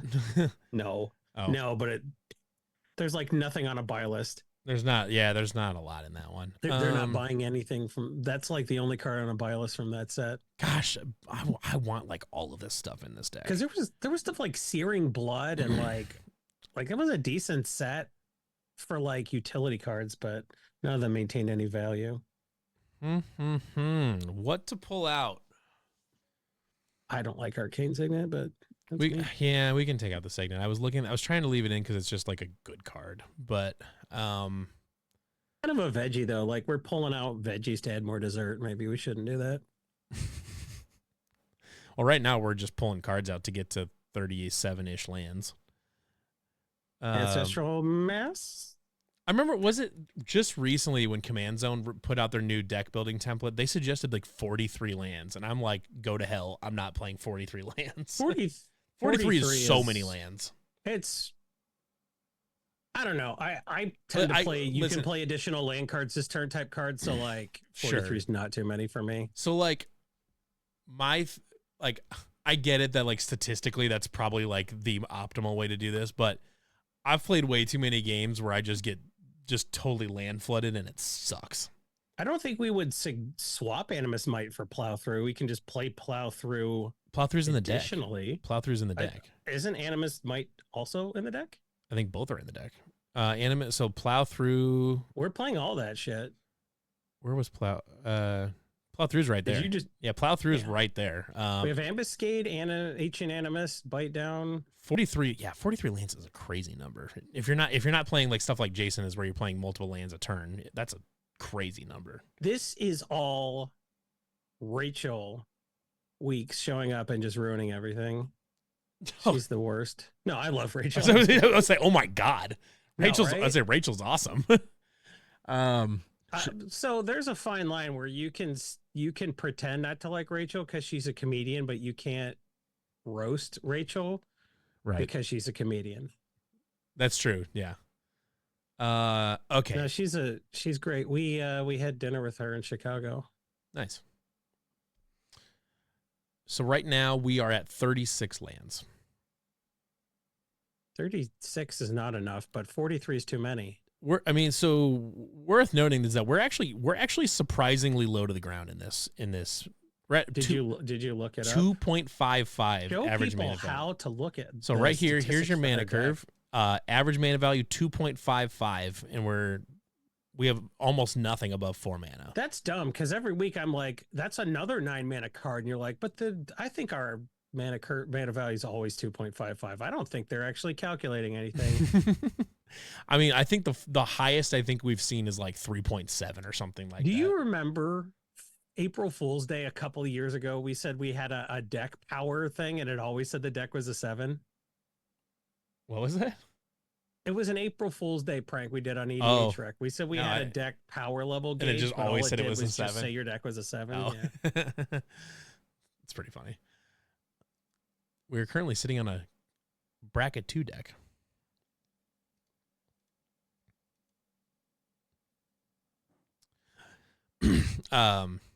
I know where mana cost or mana curve is low, but like, I mean, you got to remember like there's really a 1 mana tax on our commander. There is, and like we need to hit all of our land drops. Yeah.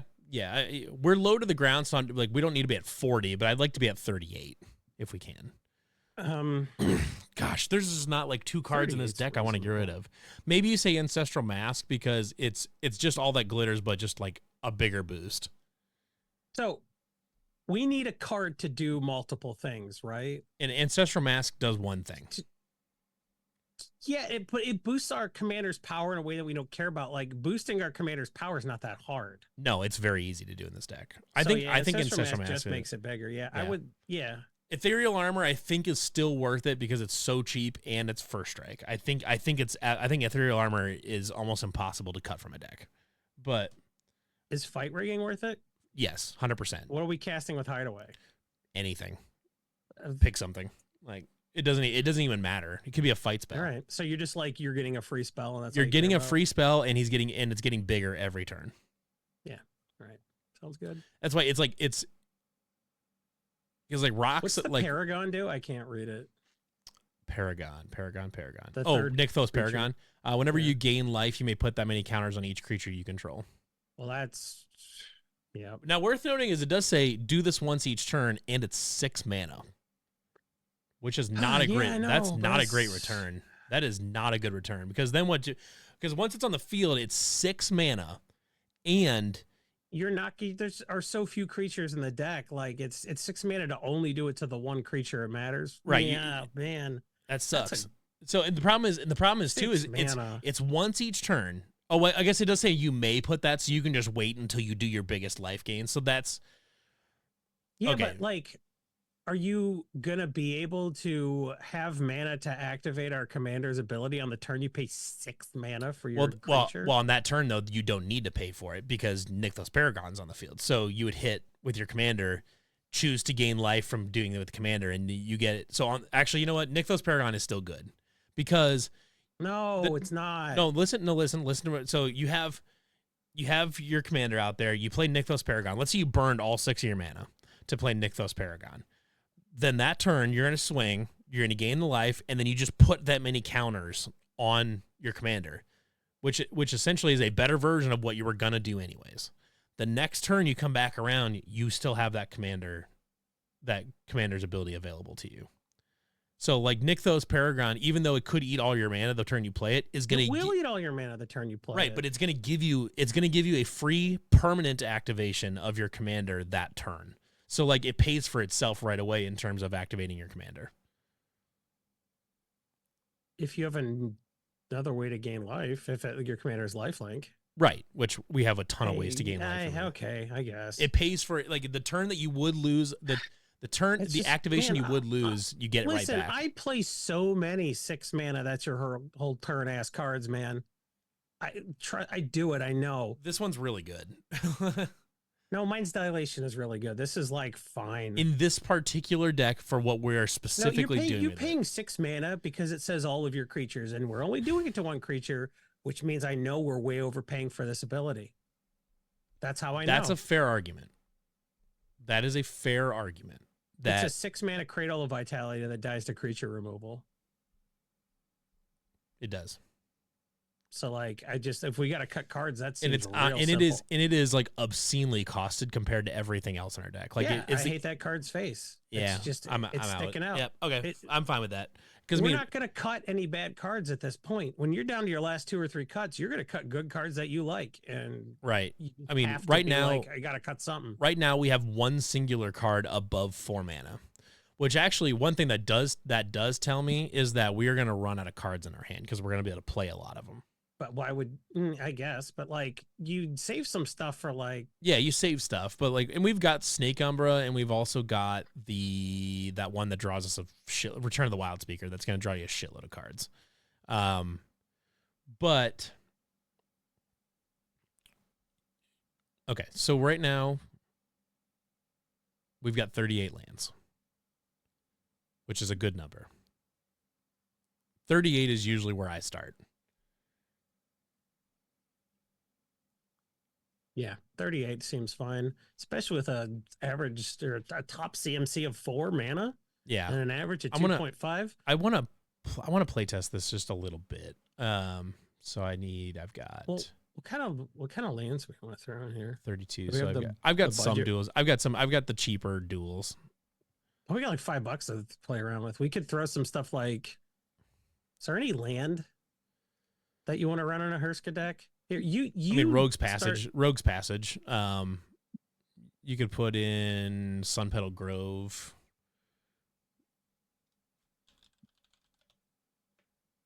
You could put in. Well, there's like lands at like Greypelt Refuge or something like that. Like, why would you not just like run land that gains you a life when it comes into play? Because it's gonna force you to pay. It's gonna you're gonna gain a life and then pay another land just to get one off of that. Oh, Radiant Fountain. Yeah, it just does not suck to like have more life, because if you draw it late, I like it better. Are there lands that gain you life when you tap it for mana? Yeah, Rogue's Passage is. Yeah, your opponent's what is it? Grove of the Burnwells. That gains you life when it's tapped for mana. Grove of the what? Grove of the. If your opponent has a Grove of the Burnwells, when they tap it, you get a life. Well, that doesn't help anything. You said was that. So Blossoming Sands. Blossoming Sands is the one that is the Selesnya. When it enters, you gain a life, but like it's not. Greypelt Refuge and Blossoming Sands. I think you want to play. That one life doesn't matter. Yes, it does. When? Why does Every it matter? life matters. Oh, now life matters. No, one life is inconsequential in this deck. If you were getting a life gain trigger off of it, then maybe. But like we're really there's not a lot of stuff that triggers off of life. Fine, gain gingerbread cabin. At least put gingerbread cabin I in. think I thought I put that in. I could be Or wrong. the Shire. The Shire's in. Oh, gingerbread cabin is not. I looked at that one and I wasn't sure what I wanted to do with that one. But I'll put gingerbread Cabin on the deck. I can't believe I have to. I can't believe you're saying no to Blossoming Sands in a life gain deck. It's stupid. It's oh, crazy. Witch's Clinic. Way too expensive. Because Witch's Clinic would give your commander lifelink. That'd be really good in this deck. It'd be good in every deck where you tag with your commander. That's why it's $7. We very nearly have room for it. If you took out, I mean, Leyline X could come out. If you took out Boomwell Tracker. We already took out Oomwald Tracker. We did? Yeah. If you took out Sun Petal Grove, you'd get really close to fitting it in. To fitting in Witch's Clinic. And put Witch's Clinic in the deck. For $7.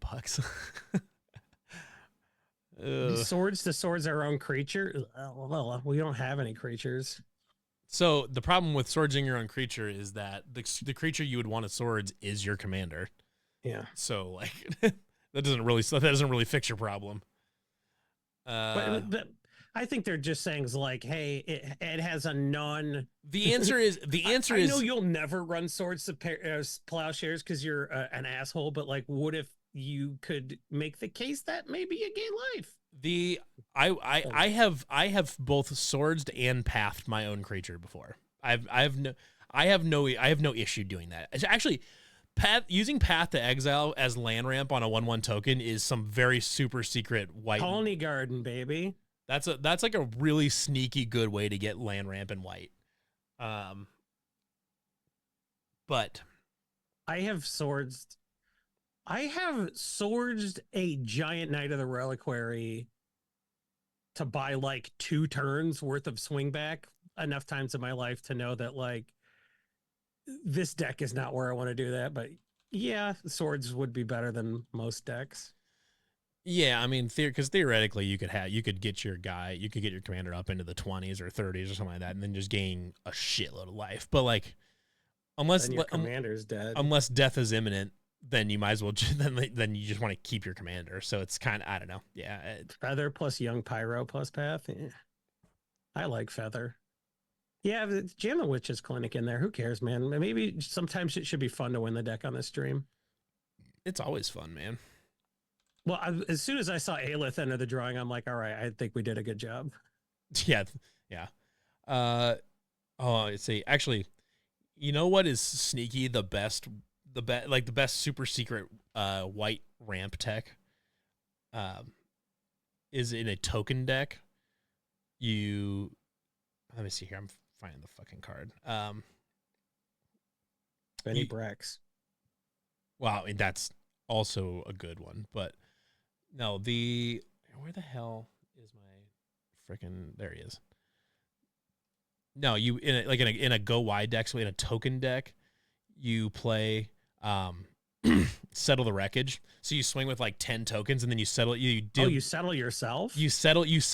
So what you deal 10 damage. You do your damage with your tokens, and then in the post damage combat step. So after you've dealt damage, but they're still attacking, you settle the wreckage your 10 tokens and go get 10 basic lands. That's really funny. That is by far the best super secret ramp tech in white. Not even close.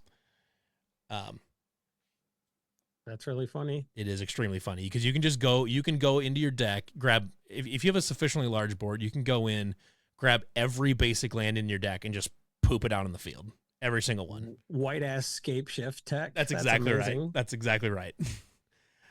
That's my favorite thing to do in my Darien King of Keldor deck. You know, I'm still trying to crack the Gandalf the Grey legendary landfall deck. I just need a few more mono white cards that care about permanent entering. Because like you get double landfall triggers if you have Gandalf out and you play like a legendary land, and that's amazing. Getting double like admonition angel triggers, it's just not quite there yet. The deck needs a little bit more oomph. Sure. Yeah. Okay. I mean, I think this deck is pretty much ready to go.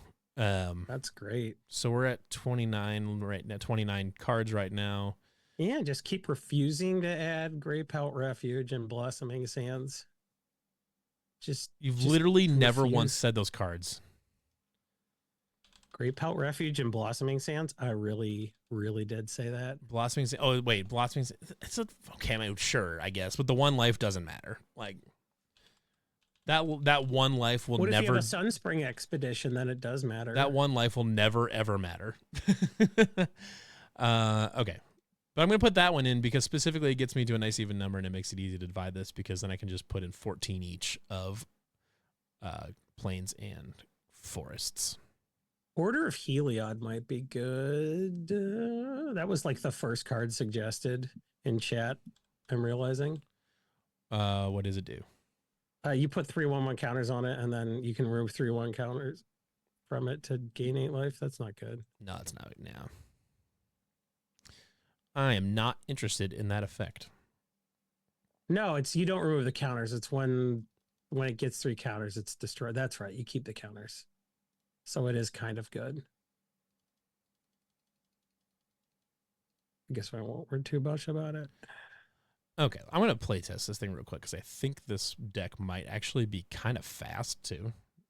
Let's see. Let's go to the play tester here. Well, nothing costs any mana. We got a few lands here. I think we can keep that. Let's just play the Shire right away. Actually, we're going to draw a card first. Then we're going to play the Shire. We'll just get that out of the way. Next turn, let's go ahead and play a Plains. I don't think we have anything to play. Nope, not going to worry about that. Then we will go ahead and play our Sun Petal Grove and go 1, 2, 3 for Hurska. Next turn, we will go ahead and play a Forest. Oh my god, that's backwards. I'm the type of nerd that does this. And then let's go 1, 2, 3 for Peregrine Took. And then we will swing Hurska and make 2 food tokens because we get to do that. Oh my god, Peregrine Took. And let's just do that.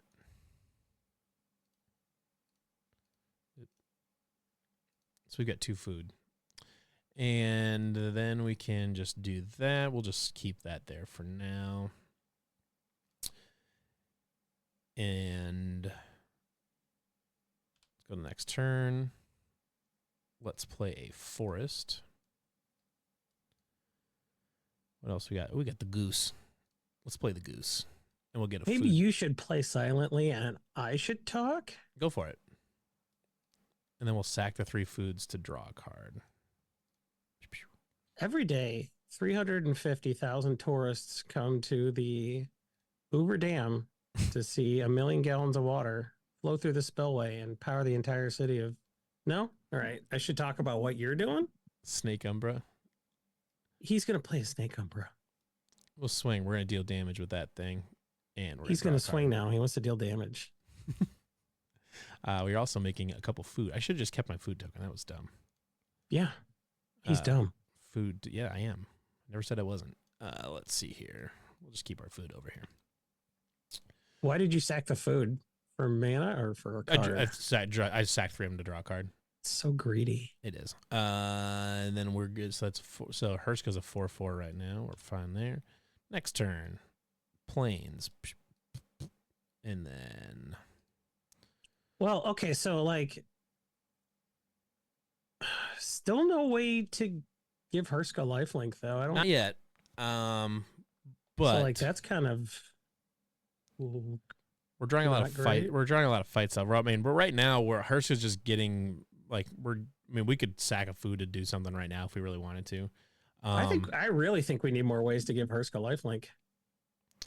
Because like if you're drawing, if you just have like a 3/3 ass creature and you draw a prey upon, who cares? Like yeah, I think just like maybe just like a couple more ways to give Hurska lifelink. Like one fewer fight card, or maybe we just drew. Why don't you just draw another couple of hands and we'll see if it's actually going to be like you're going to draw 10 prey upons and 0. Yeah, I mean this could be just kind of an aberration too. So Envoy. let's mulligan that. Opie's like, remember you caught Envoy of the Ancestors? You'll be back. Give me some land, damn it. I mean, the Sun Bond. Actually, we can do that because we can draw a card, forest, bushwhack, go get a basic land.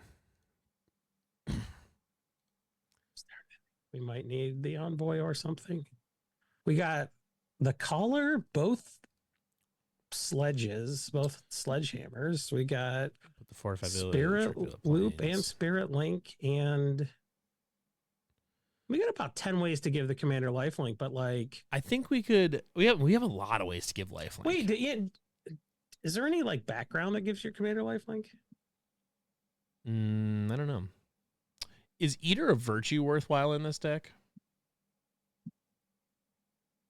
No. Because we don't have any creatures with keyword abilities and they're not going to die.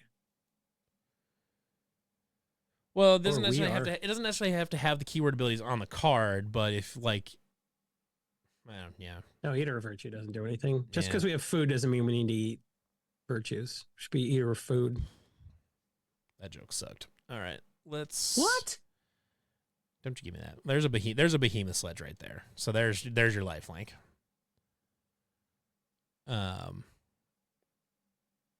Let's do another game here. So I want to see how reliably we can get lifelink fairly quickly. So there's Lathiel right there in your opening hand. There's lifelink.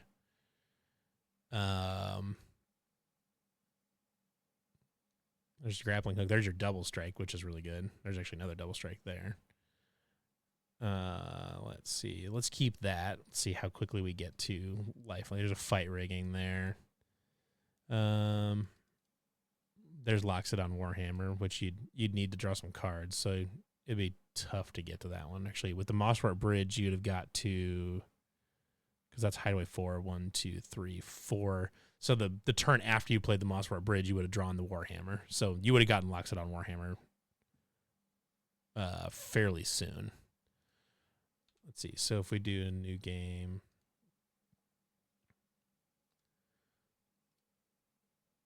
There's Spirit Loop right there. There's Holy Avenger, which when that connects, then you can go grab other auras. There's Tamiyo Safekeeping. There's a little bit of life gain. Basilisk Collar's right there. There's your Heroes Reunion. There's Lathiel.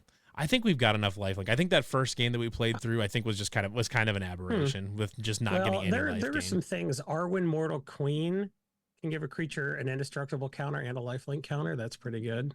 Arwen Mortal Queen is actually, I like Arwen a lot. Is that too expensive? You could look that up as a possible. She is $2. I mean, we'd need to cut a card to that's fine. Just cut something that doesn't really give our creature indestructible and lifelink. Cut any card that's worse than that. I think you might be talking about Sierra, Nuka's biggest fan. I'm fine with that. I think Sierra is the cut. I like Sierra a lot, but I think she's the cut just on the basis of we're using. If we're running a token deck, she would be incredible.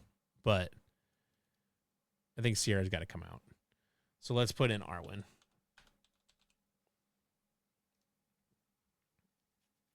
We're a little over. We're closer to 60 now, but it's fine. Okay. I'm good with this. Okay, let's go ahead and pick the winner for our Hurska deck giveaway here, which is going to be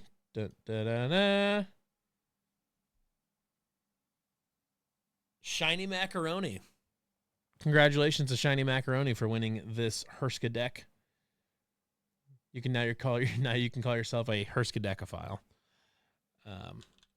Shiny Macaroni is a better band name than what was yours? Backup something? Backup Goose. Backup Goose, yeah. Also a funny band name. I'm going to send you a DM right now, and you shoot me your shipping address. And then Levi will show up at your house. Yeah, then I show up to your house. With a deck. Yeah. Like, am I famous yet? No.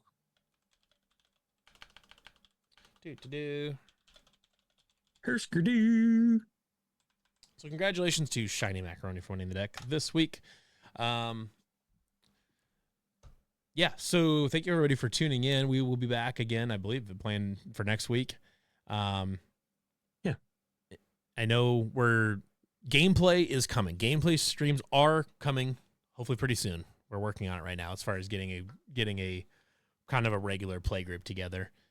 But hey, if you haven't liked and subscribed or whatever you do on Twitch, you need to get a notification every time we go live, because we're going to have something new every night of the week. And there is going to be a What's Up with Andy's Upkey on Tuesday of this week for sure. So and that is who is the guest this week? I don't remember. I believe this week is Gavin Verhey, correct? Oh no, we have not advertised it enough. If this week is Gavin Verhey, we're fucking up because nobody knows about it. I was thinking it was this. Let me check. I think it's either this week or next week that Gavin Verhey is the guest on What's Up. Well, you should watch every What's Up anyway. You should, but Gavin, specifically Gavin. Let me just check. I want to make sure that I'm not steering people incorrectly on this one. Let's see here. I'm gonna look in our chat. It is, yeah, so tomorrow. Or not tomorrow. Wait. Tuesday. No, it says March 17th. 10 p.m. Eastern. Oh. So he moved to Monday this week. Oh, maybe. Okay, it's tomorrow. So tomorrow night, What's Up with Andy's Upkey is, special guest of the week is Gavin Verhey. So that'll be very good. You can watch the VODs of our old episodes and the old What's Up episodes. Yes. Here on our Twitch. One thing I've been meaning to do more of is I'm going to make sure you do the things in the chat right now. In the chat, I'm going to put the link to this deck's Architect page. So if anyone wants to see it or buy it or whatever. So, I guess I forgot. With the $57 in this also includes all the basics I just put in too. So that's another little bit, but. Yeah, so that is going to wrap her up for this week. We'll be back again next week to build another deck. Like I said, gameplay streams are coming soon, but also we're just going to be putting more stuff on this Twitch channel. So, so follow us, subscribe if you feel like it. So if you're new to the stream, welcome. I hope you enjoyed it. We're here every Sunday, or most Sundays, I should say. And then, I don't know if you got anything else you want to throw on there, Jason. No, just that everybody, we're gonna try to make this channel even more entertaining, with more entertaining stuff. We're gonna incorporate the podcast crew a little bit more, and just in general, 2025, we're gonna make Twitch way more entertaining, and we are gonna make Commander's Herald way more entertaining. So definitely keep your eyes peeled for announcements about all of our EDH Rec and other Space Cow properties, because we got a lot of stuff coming, because we want to be ready for new players. Absolutely. So everybody, we thank you for tuning in. We'll see you again next week, and we are going to be rating Mana Curves. So everybody have fun. Stick around for Mana Curves if you want to check out their stream, and we'll see you guys again next Sunday. Thanks, thanks for the suggestion, Alith. This thank you. Fun. Thank you for the really suggestion. Appreciate it. Thanks for hanging Jason, out every week. Jason tried to fight it. We made him like it. I look. We built a deck that I'm happy to take into battle. That's all that matters to me. There you go. See you, everyone. As many cards as you